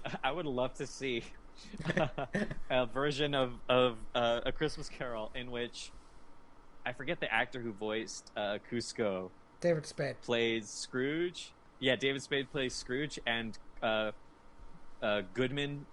I think his name is Chris Goodman or something like that. Plays Bob Cratchit, because Goodman is such a big man. He's like 6'1", he's massive, and David Spade is such a tiny man. He would maybe be a better Christmas present. Oh man. But I think it'd be fun. Double casting. Ooh. They have to be in a scene together, dude. Man, well, we could do it today with today's technology. I'm not saying it's not possible or anything. I'm saying the audience would look at these people who look exactly alike. Anyway. I feel like the audience would get double casting. Okay, nobody freaks out when they watch Peter Pan. Not for that reason. Okay. So they freak out at the racism. We've been referencing a lot of our old stuff this episode, and that's, you know what? Okay. It's good. We have enough episodes under our belt that we can do that. Yeah, end of the year, let's do it. Fuck, man. You want to hop over to the next party, or do you want to say something about Cratchit? No, let's hop over. Let's talk about Scrooge's nephew, who is throwing a baller Christmas breakfast with some friends. Yeah, and his new wife, and he asks everybody to toast to his Uncle Scrooge, and his friends are kind of assholes about it, because, you know what, Andy? Let's say We were all at a party with one of our friends, and our friend raises a glass and says, "Hey, I already hate this. I have an uncle who's a real asshole, but I want to drink to him." Why would you say... Why would you say, why are we bothering to drink to this guy? He's the host's only family. Drink your fucking wine. I really like Scrooge's nephew in the 70s movie because, like, he seems to genuinely love Scrooge, even though he also realizes that there is no reason for him to love this man other than the fact that he is family. Oh yeah, absolutely. And he has like a little speech when his asshole friend calls him out, where he's like, "Listen, Uncle is a terrible human being, but he's family, and if I can once a year raise a glass and toast his existence, then I know that I am a good person." And then Scrooge says, "If you were in my will, I'd disinherit you," which is a great fucking line. It's really good. Who's in your fucking will, Scrooge? I don't think... I just assumed that he didn't even have a will. Then it goes to him! That's how it works. Some motherfucker. Next of kin. Piece of shit. He's our only kin. He's not giving it to charity. Oh, man.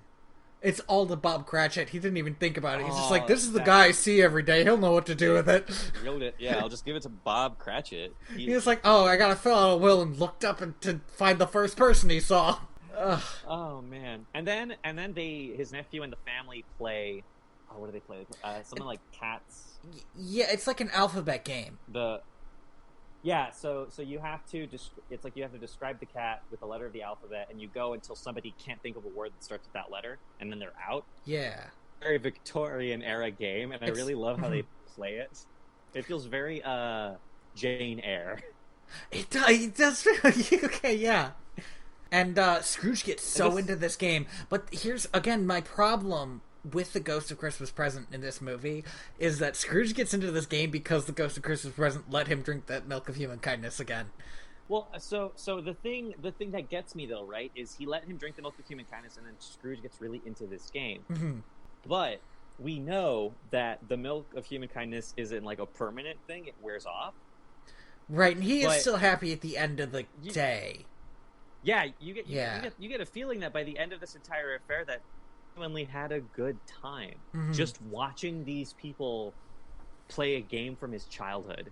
Okay, I can get behind that. I just don't love the milk of human kindness. No, I get you. It's a weird thing. Yeah, it's a weird. It again. It felt very 70s. Yeah, it really did. You have some LSD. Yes. It stands for milk of human kindness. That's what those letters start with. Everybody knows that. La milk of. So let's go to the Muppet Scrooge, huh? Let's go. What a fucking kick-ass Muppet. Right? So what an amazing technical feat. So we're clear. In the book,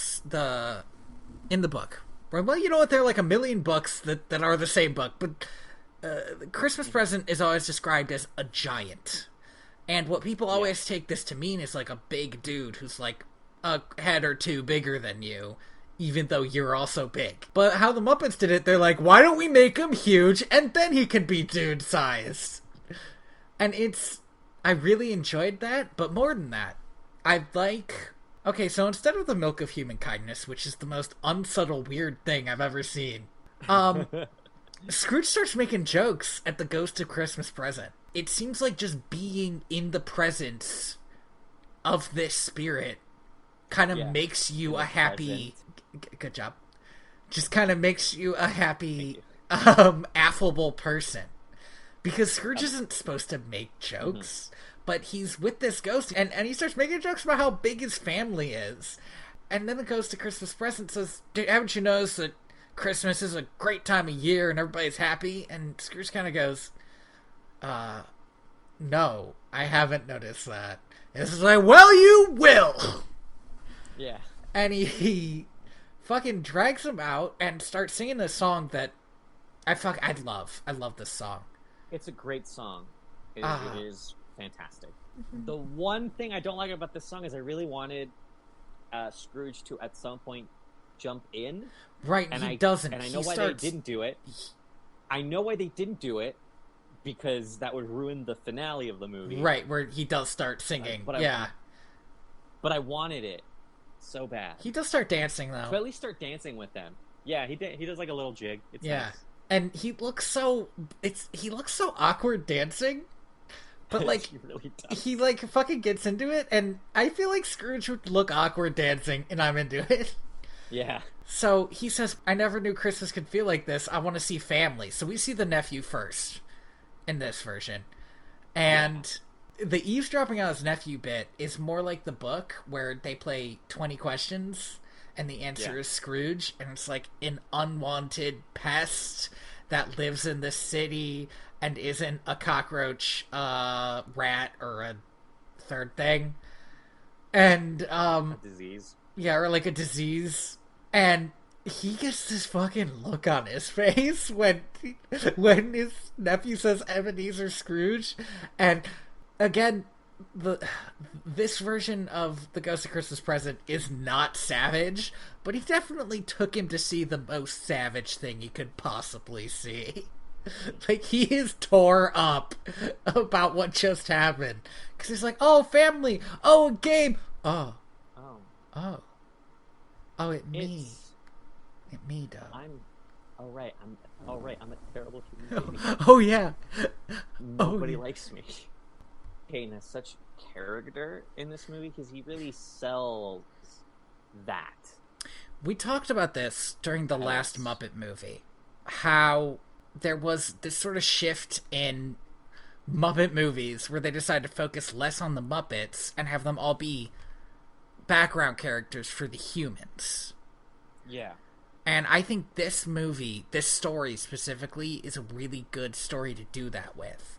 And I think maybe it didn't work that well for Treasure Island because one of those people had to be a kid and the other one was fucking awesome. But he was kick-ass. But A Christmas Carol is just about Scrooge. So it can be just him acting. After this kind of sick burn put upon him by his nephew, he wants to go home. He's pretty much done, right? He's like lost all of the merriment. Yeah, you're not fucking allowed. That ain't how this works. Yeah, and the Ghost of Christmas Present is like, no, we got one more place to go. And do you want to keep going? Okay, you were on such a roll, but okay, we go to the Cratchit's house. Yes, Andy. I was like on a roll, and I just completely blanked. I was like, what? Okay, we go over to the Cratchit's house, and Mrs. Cratchit is, of course, Ms. Piggy. And there are, I'm pretty sure, basically unnamed Muppets as 3 of the children. Just 2 pigs and a frog.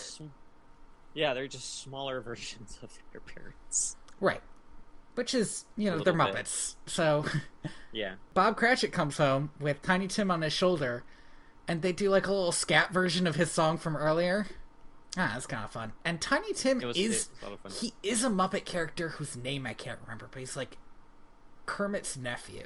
He is the smallest Muppet I've ever seen. He's a very small Muppet. They let you know that he's sick in such a movie way, but it really fucking worked for me. Yeah, which is just the 2 cough. He's talking about how happy he is it's Christmas, and he goes,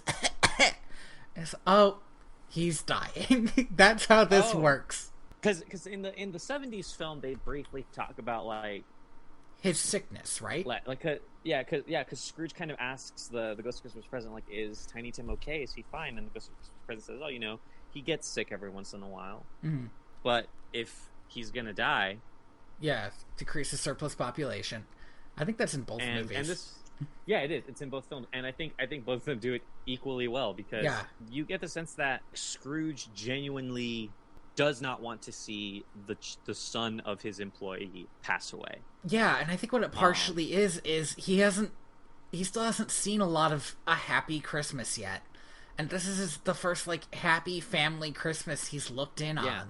And yeah, where like, and they're doing the whole shebang. Like they're cooking the meal, they're and laughing he can, and having a good time around the table. but he can already see the cracks in it Yeah, because the Ghost of Christmas Present says that he sees an empty stool with an unused cane, and that, no, it's just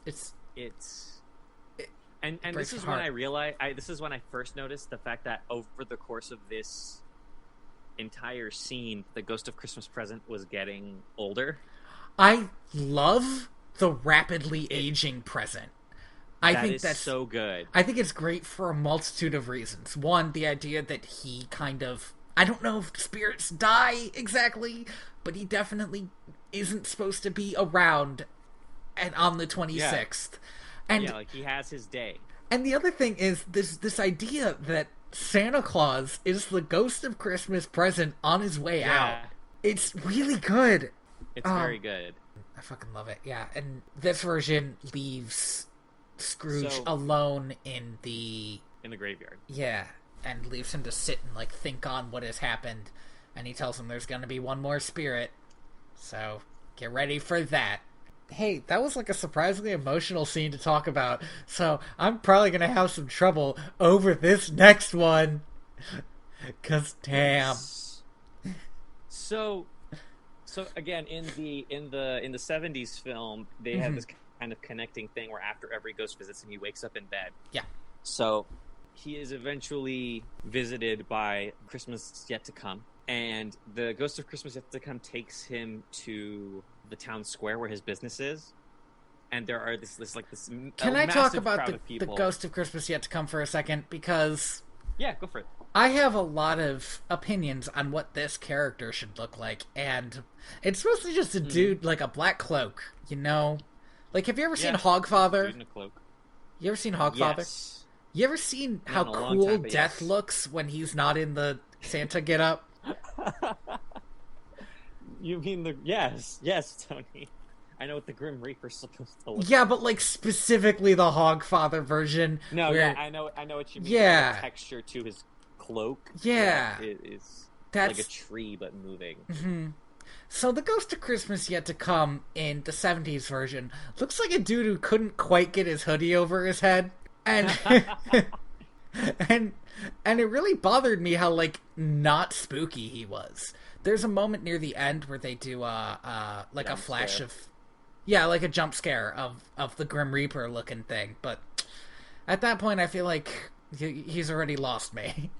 I enjoyed it. I thought it was very well designed for what the movie was. That's the thing. I probably shouldn't judge it too harshly, because I'm not sure what they could have done to make a dude in a cloak really look spooky. Yeah. I love the Muppet version, but these were people who really knew how to make a character out of like paper mache or whatever. Yeah, and I think like one of the biggest thing about this specific ghost in this specific movie, what makes him scary is his lack of anything. It is just there to show Scrooge these things, nothing more, nothing less. Yeah. And I think this next musical number is very good and very morbid in a way that I really enjoy. Yeah, so do you want to talk about it? It clearly hits you a little harder than it hit me, although I did like it when I watched it. Well, I said it hit me hard. I just think that it's just a lot of fun. Like all of these people that we saw at the beginning of the movie who Scrooge kind of put the fear of God into to give him money are there celebrating and having this great old time, and Scrooge is there like, is it something I did, and like what did I do to make all these people so happy? And he's so wanting for human approval by this point that he just assumes that he must have done something amazing. And the musical it's number, weird that he does. Okay, it's just I kind of didn't like that Scrooge was such a fucking doofus, but okay. So all these people are singing about what's the line? Thank you very much. That's the nicest thing that anyone's ever done for me. Yes. And there's like a big dance number, and the guy who's singing is the soup guy from earlier. Yeah. And he is tearing up Scrooge's ledger. His ledger where he keeps all the everybody's debts. As he's doing that, and as he's starting this song, Scrooge, he knows nobody can hear him, but he starts giving like an acceptance speech. Like, I don't know what I did, but I love that I've touched you all. And as he's doing this, his coffin is coming out behind him, and that gave me chills. Good. That's very good. So good. Like the farce, right? Like the self-importance that he is giving himself. If he just turned around for a split second, I love a good dramatic irony. And, yeah, like this is very good. Yeah, and especially because like once the coffin is on the carriage, he definitely should have noticed at that point. The soup guy jumps over and kisses it and straddles it like a horse and rides it into town and starts dancing on the it whole way. And and he's like, it's such a. And there's even a scene where they're like, oh god, what happened? Like a lady yells out the window that they're being too loud because her kid's sleeping, and they all keep singing quietly.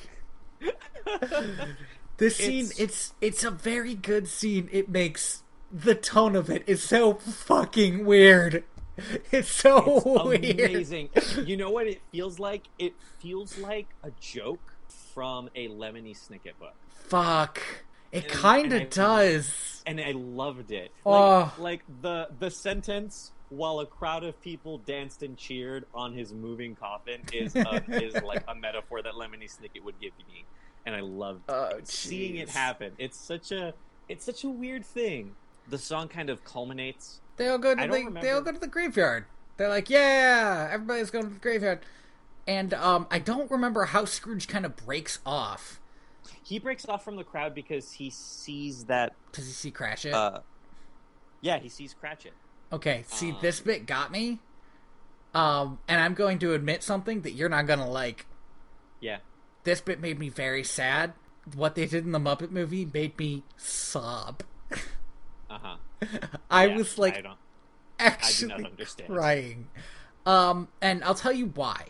I did not cry watching this movie because I was watching it in a Starbucks. I'll tell you why, because I real quick want to get this off my chest. In this movie, Cratchit is mourning Tim at a grave, and he's like telling him he'll visit every day, and he kind of breaks, and this is very depressing. And in the Dickens in the Dickens version, yeah, in Charles Dickens' own personal Muppet movie, in the Muppet version, Cratchit comes in and says he got Tim a place on the hill, and he says where he can see and then he stops, and his wife says he always liked looking at the ducks, and I started fucking crying. Because these two people, instead of showing me a grave, were talking about how their kid wouldn't be able to look at ducks anymore. And I got very emotional. I need to stress a little bit. I may have been very sleep deprived at the time. But I'm not going to use that as a defense. I think it was a good emotional moment. I really liked what this film did because it has the line, he's been walking a lot slower. Yes, these past couple of days. And in the I think in the 70s movie it was years. No, really? Yeah, I believe so. I think in the film it's days in the book. Yeah, it can't be years because it's the future. I thought it was next year. I thought that was the big twist for Scrooge. Not that he was dead, but that he's dead next year. Oh, I never got that. I always just thought it was like some Christmases in the future. No, I'm pretty sure this is next year. And that's why it's so sad that Tim's dead, because Tim's still a young kid, and Scrooge is just 1 year older, and he's already dead, probably because he lived in that awful, drafty house. That cold manor that he never heated. All alone, with nobody watching to make sure he's still breathing. No, because he died in his office. Oh, he did. Oh, that's good. Yeah, that's really I like good. that. He can't even die. He can't even die in his own home. Yeah, he dies in his office. He clearly spends his time at work. Like, his office is much nicer than his home. But even then, his office isn't great. It's still kind of filthy. No, his home just sucks, like, a lot. His office has another dude who probably cleans occasionally. Yeah. Oh, I bet Bob Cratchit also cleans that entire fucking office. Yes. Even though he doesn't have to and he's been paid for it. I love the line though that like he's been walking, maybe it was days, but he's been walking slower these past couple of days, and it cuts to Bob sitting at the gravestone. And to me, what that's telling me is, yeah, Dad's been getting home from work later, but what they don't know is that's because he stops there. He's been stopping at that place every day. Okay, so that's in the Dickens version. And I think it's even in the Muppets version. Like, I think that's a good line that they tried to keep. But they kept it in the Muppets version, but the specific but then the door just opens. They think, right. I thought, okay, no, I like that. You're right. But when I saw that, I thought that everybody kind of did know that walking slower means going to see Tim's grave. I like that. I like that implication you've got there. It's good.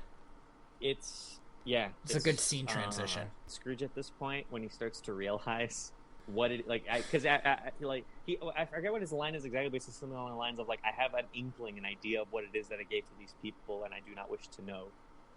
But show me what it is. Yeah. That I've done, and the Ghost of Christmas Yet to Come just shows it, just points like at a grave. And what I like about this movie is that he walks up to this like gravestone to deny it, and then the Ghost of Christmas Yet to Come just pushes him into an empty coffin. Yeah, it feels a little heavy-handed to me. No, it's definitely heavy-handed, right? Like, you're gonna die, dude. Like, you're fucking dead. You're a dead man walking right now. And then I really like that symbolism. And then the movie he goes down to this movie gets off the fucking rails. So then he wakes up in hell, in what has to be one of the coolest scene transitions I have seen in a long time, where he like wakes up in this coffin, and at first I thought, oh, they're doing this like underground shot, and then everything around him starts glowing red, steps out of a coffin-shaped hole, and I was like, this is the coolest thing I have ever seen. Okay, here's the thing though, this is a very boring hell. Like, it's the most boring hell. When they get to his personal hell, that's like poetic. But just regular hell, where hell is, it's just him and Marley. That's hell. It's just like hot and red. Screaming somewhere. Yes. It's just hot and red. Marley's like, nobody else wanted to see you, so I guess it's me. It's just... And you're gonna have to explain nobody this. else wanted to see you. Yeah. So Marley takes him to his next job. He's gonna be playing Bob Cratchit's role, except his boss is gonna be Satan himself. And this is where the movie started losing me. I was like, ugh, this movie's getting a little too religious for me. I think my favorite thing about the Dickens novel is how class warfare. It's about Christmas, right? So you expect Christ to be in Christmas.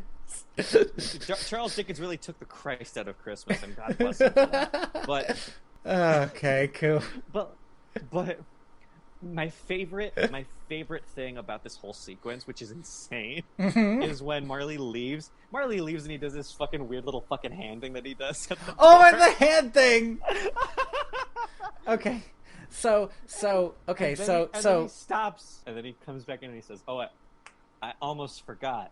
Oh, the chains. They're still making your chains that you have to wear. They had to employ extra devils to smelt them, and they're just about done. Apparently, devils are just oiled up buff dudes with like leather executioner's masks." And these like 6 or 7 buff dudes just walk in with these ridiculously massive chains. Just start wrapping them around Scrooge, and Scrooge just kind of starts collapsing under the weight of it. Okay. Here's one thing I need to mention, though. Like, this is all very symbolic, right? It's like the most heavy-handed symbolism. And extremely heavy-handed. Symbolism. Here's the thing, though. Hell has rats. And they're normal rats. Regular rats, yeah. And that's the most Dickensian thing I've ever seen in my fucking life. But what did those rats do? How do you be a bad rat? Did they spread the plague? Did they eat somebody? I don't think rats are particular towards heaven or hell, right? They just go where they want. Oh, okay, so they're like Knack Feagle. My favorite thing about this entire ridiculous hell sequence is that sequence is only shown if you buy the movie. But like, I think if I remember correctly, for like TV releases of the movie, they cut it out. Because it made no fucking So sense? Or because it was too religious? because it's too not because it was too religious, but because it's just kind of a lot in general. I think it's And kind of a lot. movie that you want to show kids, so they just cut out that scene specifically so that when Scrooge falls into the coffin, he just wakes up screaming with like his blanket kind of Wrapped around him like a neck. chain. Yeah. And I realized, oh, that actually still works. If you like cut out that entire scene, him waking up wrapped by his own blanket still works really well. And I fucking love that whole scene. It is bonkers. I love it. Okay. It's so good. I'm happy that you love it. That's nice for you. I think it's the most ridiculous thing I've ever seen in my natural-born life. I completely agree with you. It has no purpose. It has nothing. In an otherwise good and pretty straightforward movie? In what is otherwise an excellent adaptation, they just kind of threw this in there. Yeah. And I don't know why. Okay, so let's jump over to the Muppets version. Which we already talked about. We did a little. The Muppet version of Christmas Yet to Come is like an 8-foot-tall Dementor. And with rubber hands. Well, the thing about Dementors is the reason they're creepy is because they're kind of always moving. And the reason this version of Christmas Yet to Come is creepy is because he's never moving. And it is very unsettling when there's like a wide shot of him and Scrooge and you see him towering above Scrooge but not doing anything. Yeah, it's very good. It's a very well designed Muppet. Yeah, but that's the thing. It's a Muppet, and yeah. you like don't expect a Muppet movie to double down on the creepy bit. There's also like a moment where it like puts its hand on Scrooge's shoulder and like grabs it. And like, so like the Ghost of Christmas Present would like hug Scrooge and point at him, but he had these like fat fuzzy Muppet fingers. So it felt very soft and nice. But this Muppet has like rubber and like hands that are kind of human but a little too long. So when it grabs him, it's like pushing against his skin it is just really creepy. You know what? I wish that these hands were the hands that the alien had in Alien. When you said these hands, I imagined you doing like jazz hands. Like I am low-key doing jazz hands. Yeah, that's the thing. Alien does in that scene. Yeah. Well, that's what got me about that scene is it was so fucking goofy, and if he had weird hands, it would look really cool. So what's more, Gonzo and Rizzo fucking leave, and I love this because they like purposely say they're not going to be there for the big future scene where stuff is gonna get creepy. And, like, very atmospheric in a way that they would absolutely destroy. We already fucked up 2/3 of this movie. Let's not fuck up the last third. How dare you? So, I really like this next bit. This next scene is really good. Where we meet this, like, spiders man. Oh, okay, yeah. This spiders man. This P-tier Parker. Out of all the Parkers, this one's only P tier, but that's pretty high. And it's buying off all of these like stolen goods off of these people, and you realize really quickly that these are all things that were stolen from Scrooge's house. Yes. And what I love about it is, actually, you know what, there's one line that I love because it's in the novel and it should not be in a Muppet movie. Which is, they talk about how his sheets are still warm. I'm not going to give you extra for the warmth, you know. And she says, well, you should. It's the only warmth he ever had. It's really good. It's a good line. Fucking Muppets, man. What I love about the scene is that Scrooge sees this, and he knows this is his stuff, right? Yeah. He immediately. He knows it, but he's also immediately in denial, which I really enjoy. He's like, I know that this unfortunate soul could be me. Let's go see something happy. And the spirit goes to a happy place. And Scrooge is like, oh, it's the Cratchit house. Oh, it's so nice here. This is where Christmas is great. And he says, it's so quiet. And he turns around and he says, why is it so quiet, spirit? And god damn it, man. This is a good fucking scene. It is. Michael Caine does like some amazing line work in this segment. Only outshines himself in the next act. Because he does some strong delivery here. They like look inside of the house, and we see Miss Piggy and the Piglets kind of foreshadowing a scene that me and Tony have already talked about. Yeah, and then we get to the sad scene. Tiny Tim's fucking dead. And then we jump to the churchyard, and Scrooge is like, Spirit, I know what's coming. Spirit, I don't want to do this, man. Can't we just end it here? I get it. I get it. Stop. And so he points at the grave, he points at the tombstone, and then Scrooge turns around and says, are these the visions of what will come or what may yet be? And he just, of course, because he's the ghost of Christmas future, he just points at the tombstone and says Ebenezer Scrooge on it. And then Scrooge starts crying and begging for his life. And then he's like pulling on the spirit's cloak, and then he's pulling on his own curtains. Yeah. It's real good. It's very good. Pray you tell me what day it is. Now, which boy are we talking to? We're probably talking to this, not the rabbit, huh? Probably human boy. Yeah. We're talking to this human boy. The human boy. This is, I think, the final musical number of the movie, and I think we can talk about both of these scenes at the same time. It's like the final similar. 4 musical numbers of the movie. Well, I do want to mention something about the 70s version. One, there are 4 music. They go over like the best music that's been in the movie and do it all again, but with every character and just in a huge parade going down the street. But Scrooge buys the most obnoxious toys. Like, I was looking at these toys thinking, these are the toys you get for the kids whose parents you hate, because they're loud and annoying and fragile. He buys like all of these gifts, and he buys like all of this food and all of these turkeys.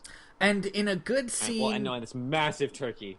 In a good scene that is very much not in the original, he dresses up as Santa. Oh, I really love that. And then that's when the kids start singing Father Christmas again. Right. Again, we get like the top 5 songs. So him and the friends he makes along the way, kind of giving gifts to everyone, everyone he meets, and then at one point he like sees all of the people who are like indebted to him, and he's like, "You don't owe me anything." Yeah, forget about it. Here's your Christmas present. And then he like tears up his own like ledger in front of everybody. Yeah. Like, no, in fact, nobody owes me anything. And then we get the reprise of the future song. That's the nicest thing that anyone's ever done for me. That's really the one. I think that's the best song in this movie, which is why I hate it so much. It's really good. It should not. It's like a very good song, and it should. You know what it is? There should not be in this movie. You know why, Tony? Because wouldn't you have loved to see that song sung by Muppet? No, because they do the best version of Christmas Future I've ever fucking seen. I love the Muppet Christmas Future. I love Michael Caine acting against a creepy ass Muppet. No, and I understand, but wouldn't you have liked to see "Thank You Very Much" sung by a cast of humans and Muppets? It would have been very good. Yeah, maybe. Yeah, they couldn't do the same dance number. I'm not number. saying change the movie. I'm just saying. No, they'd have to change the dance number a little bit. Yeah. See a Muppet tap dancing on the tomb. Fuck, man. So I have an idea for a movie. Look, why don't we see where we can go with The Emperor's New Christmas. No, The Emperor's New Carol. Before we Fuck. Oh, that's good. That's very strong. Podcast can culminate is with us getting the rights to our own direct-to-video Disney sequel, right? Oh my god, yes!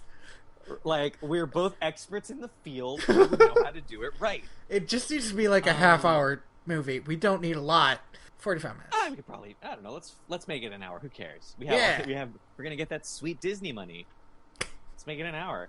I really like this, like I said, like, they spend a lot of time in this final act. Like, we spend pretty much the whole day with Scrooge. And he, like, goes around town, he's giving people all these gifts. There's a point where he runs into his nephew, and his nephew's like, what the fuck's going on? And he's like, This Christmas, is... and he gives a gift, and then he gives his nephew's wife a gift, and he says, "What does he say? He's like think of this as a Christmas present, and also just a belated wedding present." Right.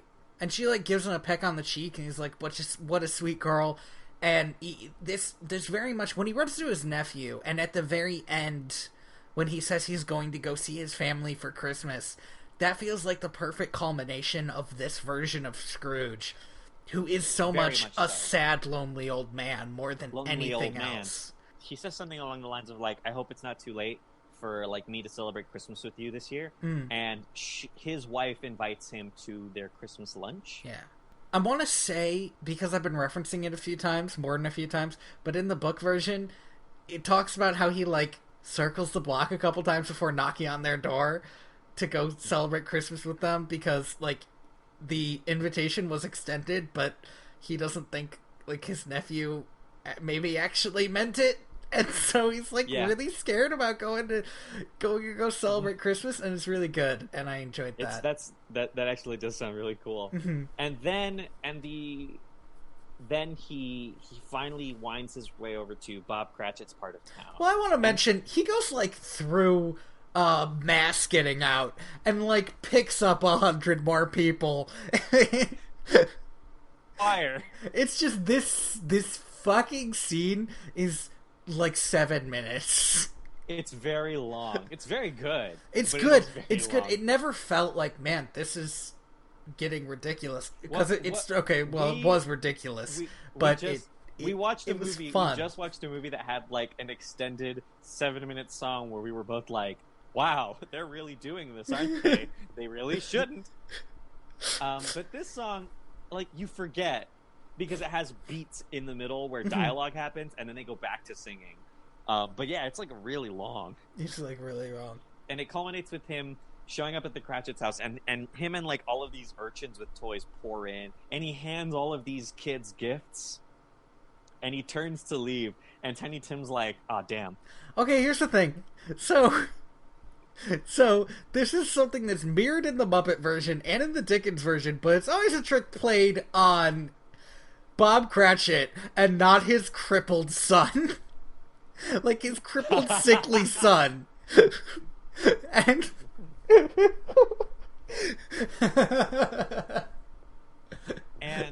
and then Scrooge is like, "Oh, I cannot forget this.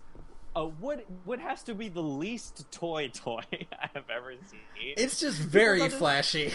It's a very flashy, like, merry-go-round. And he puts it on the table, and he's like, "This one's for you, Tiny Tim. The biggest gift I could get my hands on." Which I thought was a cute line. Yeah. And then, what is my favorite scene in the whole fucking act is Scrooge turns to Bob Cratchit, and he's like, "You still don't know who I am, do you?" And Bob Cratchit's like... Bob's like, "No." He's like, "Father Christmas?" Like, because he does not know what to fucking say. Yeah, and Scrooge just does this, like, pull down and let go of the beard, and Bob Cratchit's wife screams like she saw the devil.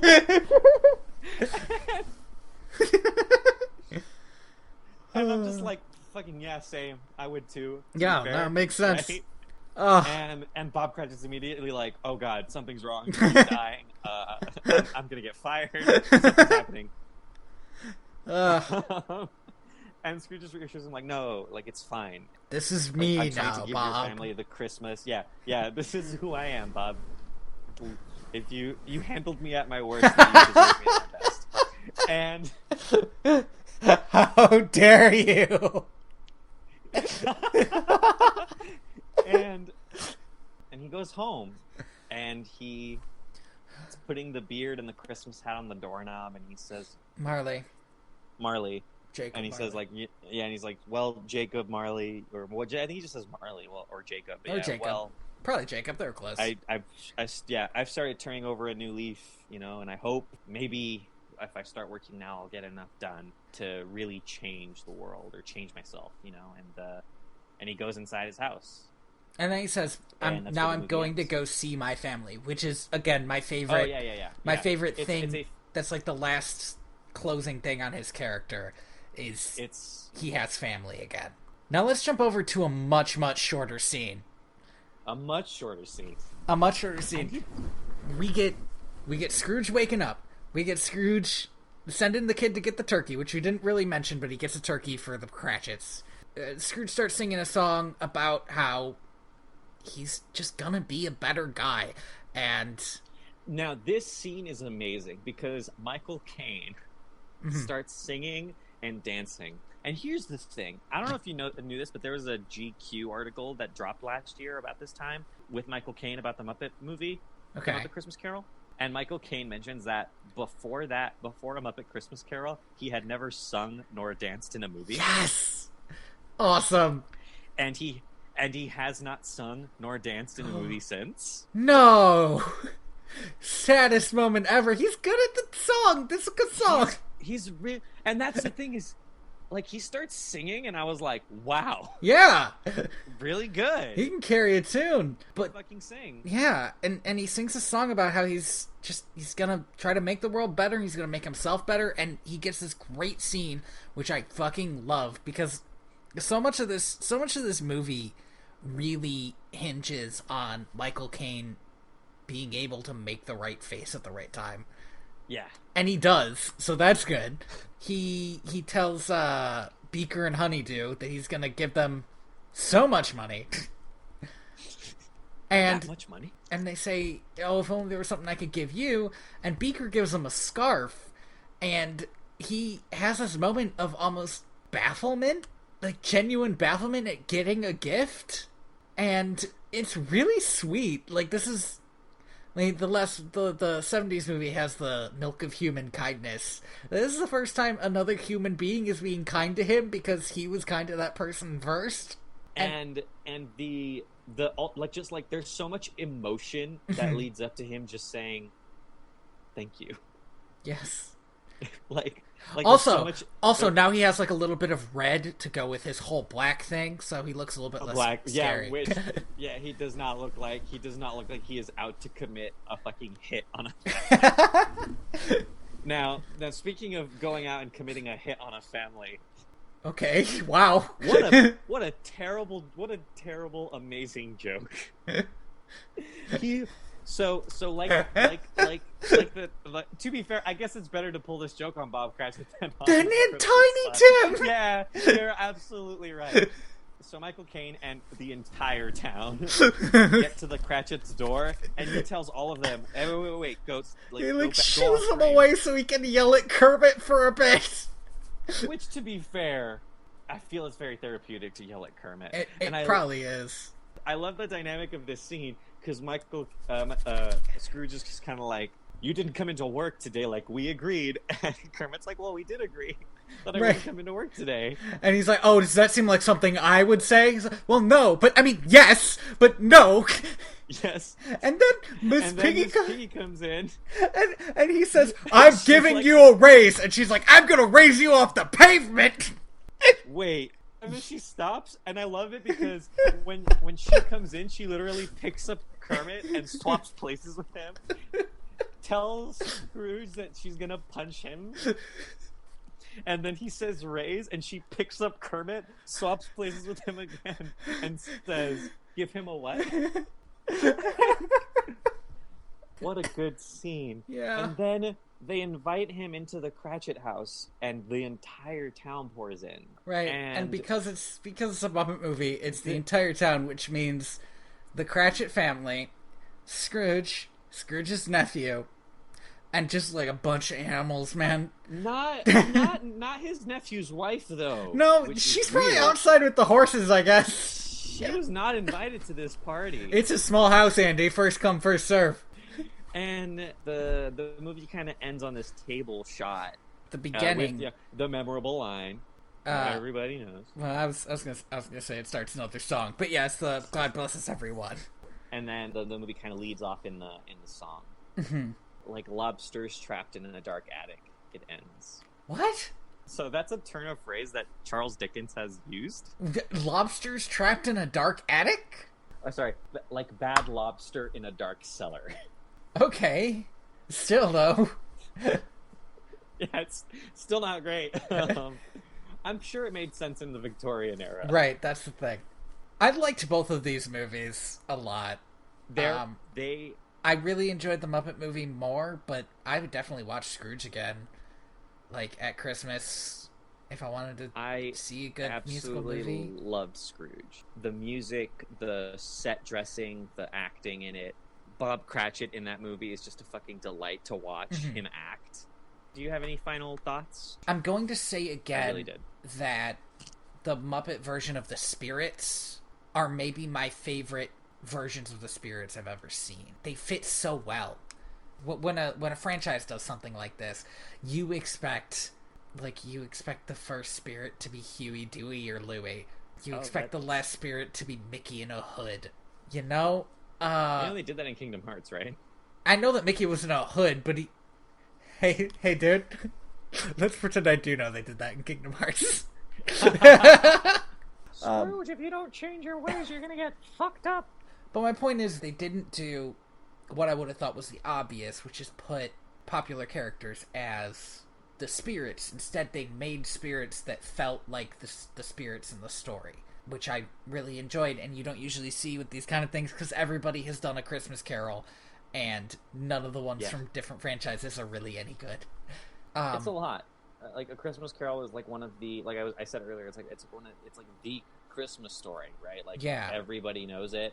And we talked about it a little bit earlier. It's kind of the Christmas story that I can still stomach as an adult. Oh yeah, easily. It's because again, it's more about class inequality than it is about the institution of Christmas. Right, and it's about being able to celebrate a time when people should be happy, even though they're not. Choosing to make others happy because that's what you should be doing, and not because that's what everybody does. Like, it's not like, oh, we're all happy because it's Christmas. It's like, we're all happy because we decided to be happy on Christmas. Thank you for listening to Direct-to-Video, and Merry Christmas, and Happy New Year's, and Happy Holidays. Yeah, just happy holidays. There's a lot of holidays that I just don't know about that you celebrate that I don't. That I celebrate? Yeah, Auntie celebrates a lot of holidays. Oh, right. Sorry. Yep. I was clearly talking to the listener. Sorry. I'm sorry. I'm sorry. I'm sorry. I'm just sitting here like, what holidays do I celebrate that Donnie doesn't? Andy just walked right into the fourth wall and just broke it all over his face. No. If anything, you walked through the fourth wall, and in trying to follow you, I stopped. In trying to follow me, you still smacked against the fourth wall, but just happened behind me. Fucking platform. You platformed 9 3/4 your way through the fourth wall, and I just couldn't follow. I did. But it was very good. It was like a Muppet-esque fall, though, that you did. I've been Tony Robusto, your co-host. I've been the ghost of Christmas yet to come, Andy Reyes. Did I make that joke? No. Okay. I made that joke just now. I may have done something like that in the Christmas update. Oh, I think you did. Okay, I was like, wait, where did... I swear to God. Okay, gosh. Oh, boy. Oh, jeez. We're really mucking up this outro. No, I love it. It's so on brand. Hey, if you want to find me on the internet, you know what? Go ahead. And you can find me at certain places. Like, I'm on Twitter, @TheaterBats. Starting, like, yesterday, I started watching Sailor Moon again, so there's going to be a lot of that. You can find me also on Twitter @royalty_valens. I have started playing the Ace Attorney games, which are a franchise of games that I've been meaning to play for years. So I'm going to be making a lot of lawyer jokes again. Here's the thing. Andy makes super good lawyer jokes. And they're not the lawyer jokes you're thinking of. They're better. Yeah, the last time I think I was on my lawyer joke Reddit is because I was watching a lot of Law & Order, so... Oh, I'm super psyched about this. Find all of our content on direct2.video or wherever you get your locally crafted and homegrown podcasts. You're adding more certified stuff. Vegan. Okay, cool. And you're definitely not vegan. Wherever you get, and wherever it is that you buy your Market Fresh podcast. Why are you still doing this? Because I forgot what I was going to say because you interrupted me. Please give us that 5-star rating. We really need it. It really helps us out. Give us that 1-star rating if you think we deserve it. Give us that 3.5-star rating if you think we're just okay. And you know what? Merry just give us a Christmas to rating. you, 1-star rating guy who Andy just made up. Real cool. Merry Christmas. I do a Ask comic. where they couldn't find your stuff. And inspirebytrueevents.org. So in the blog, I've been Muppets complaining about how tired I am recently. So there's going to be more of that until New Year's, and then I'm going to get into another storyline. So look forward to that. Nice. Although, hell, by the time this comes up, it might be New Year's. So Happy New Year. Did I say that? Probably did. Oh god, that's true, huh? You Yeah, can interesting. also find the goddamn stupid fucking Pokemon fanfiction I do. Like, the further away I get from actually having written it, the more hilarious and embarrassing it feels. No, but that's good. You got to get it out there, man. Absolutely. At SinnoTrainer1 on Tumblr. Links to both of those in the description. To music, Andy, help me out. It's probably playing intermittently throughout this entire. Absolutely not. That sounds terrible. I just gave Tony a lot of work, and he just said he's not going to do it. No. Plus, people think that's when it ends. I'm not going to start playing it so they're like, oh, it's going to end, and then keep going for 10 minutes. But yeah, we can thank Lee Rosevere. Music for Podcast 3, Penguins on Parade. It's very good. Check out their stuff. freemusicarchive.org. A lot of great music if you want to start your own podcast. A lot of great music if you just like listening to anything. Yeah, if you just want to, like, find some music that's free, it's pretty good. Oh, well, we need to talk about what we're going to do next time. Yeah, you know what? New year, new possibilities, Andy. Oh, wow. Next season. Season 2, episode 1. We're not. Season 2, episode 1. We're not. No, we're doing this now. You committed me. Yes. Season 2, episode 1. I'm numbering them the same way the whole time. No, it's fine. Just in my heart. Okay. For season 2, episode 1, we're gonna watch Lion King 1.5. We're gonna re-record our lost episode.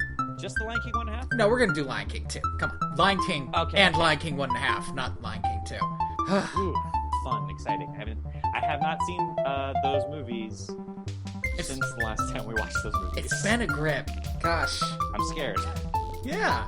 And I am the ghost of John Smith. Damn. Son of a bitch. There you go.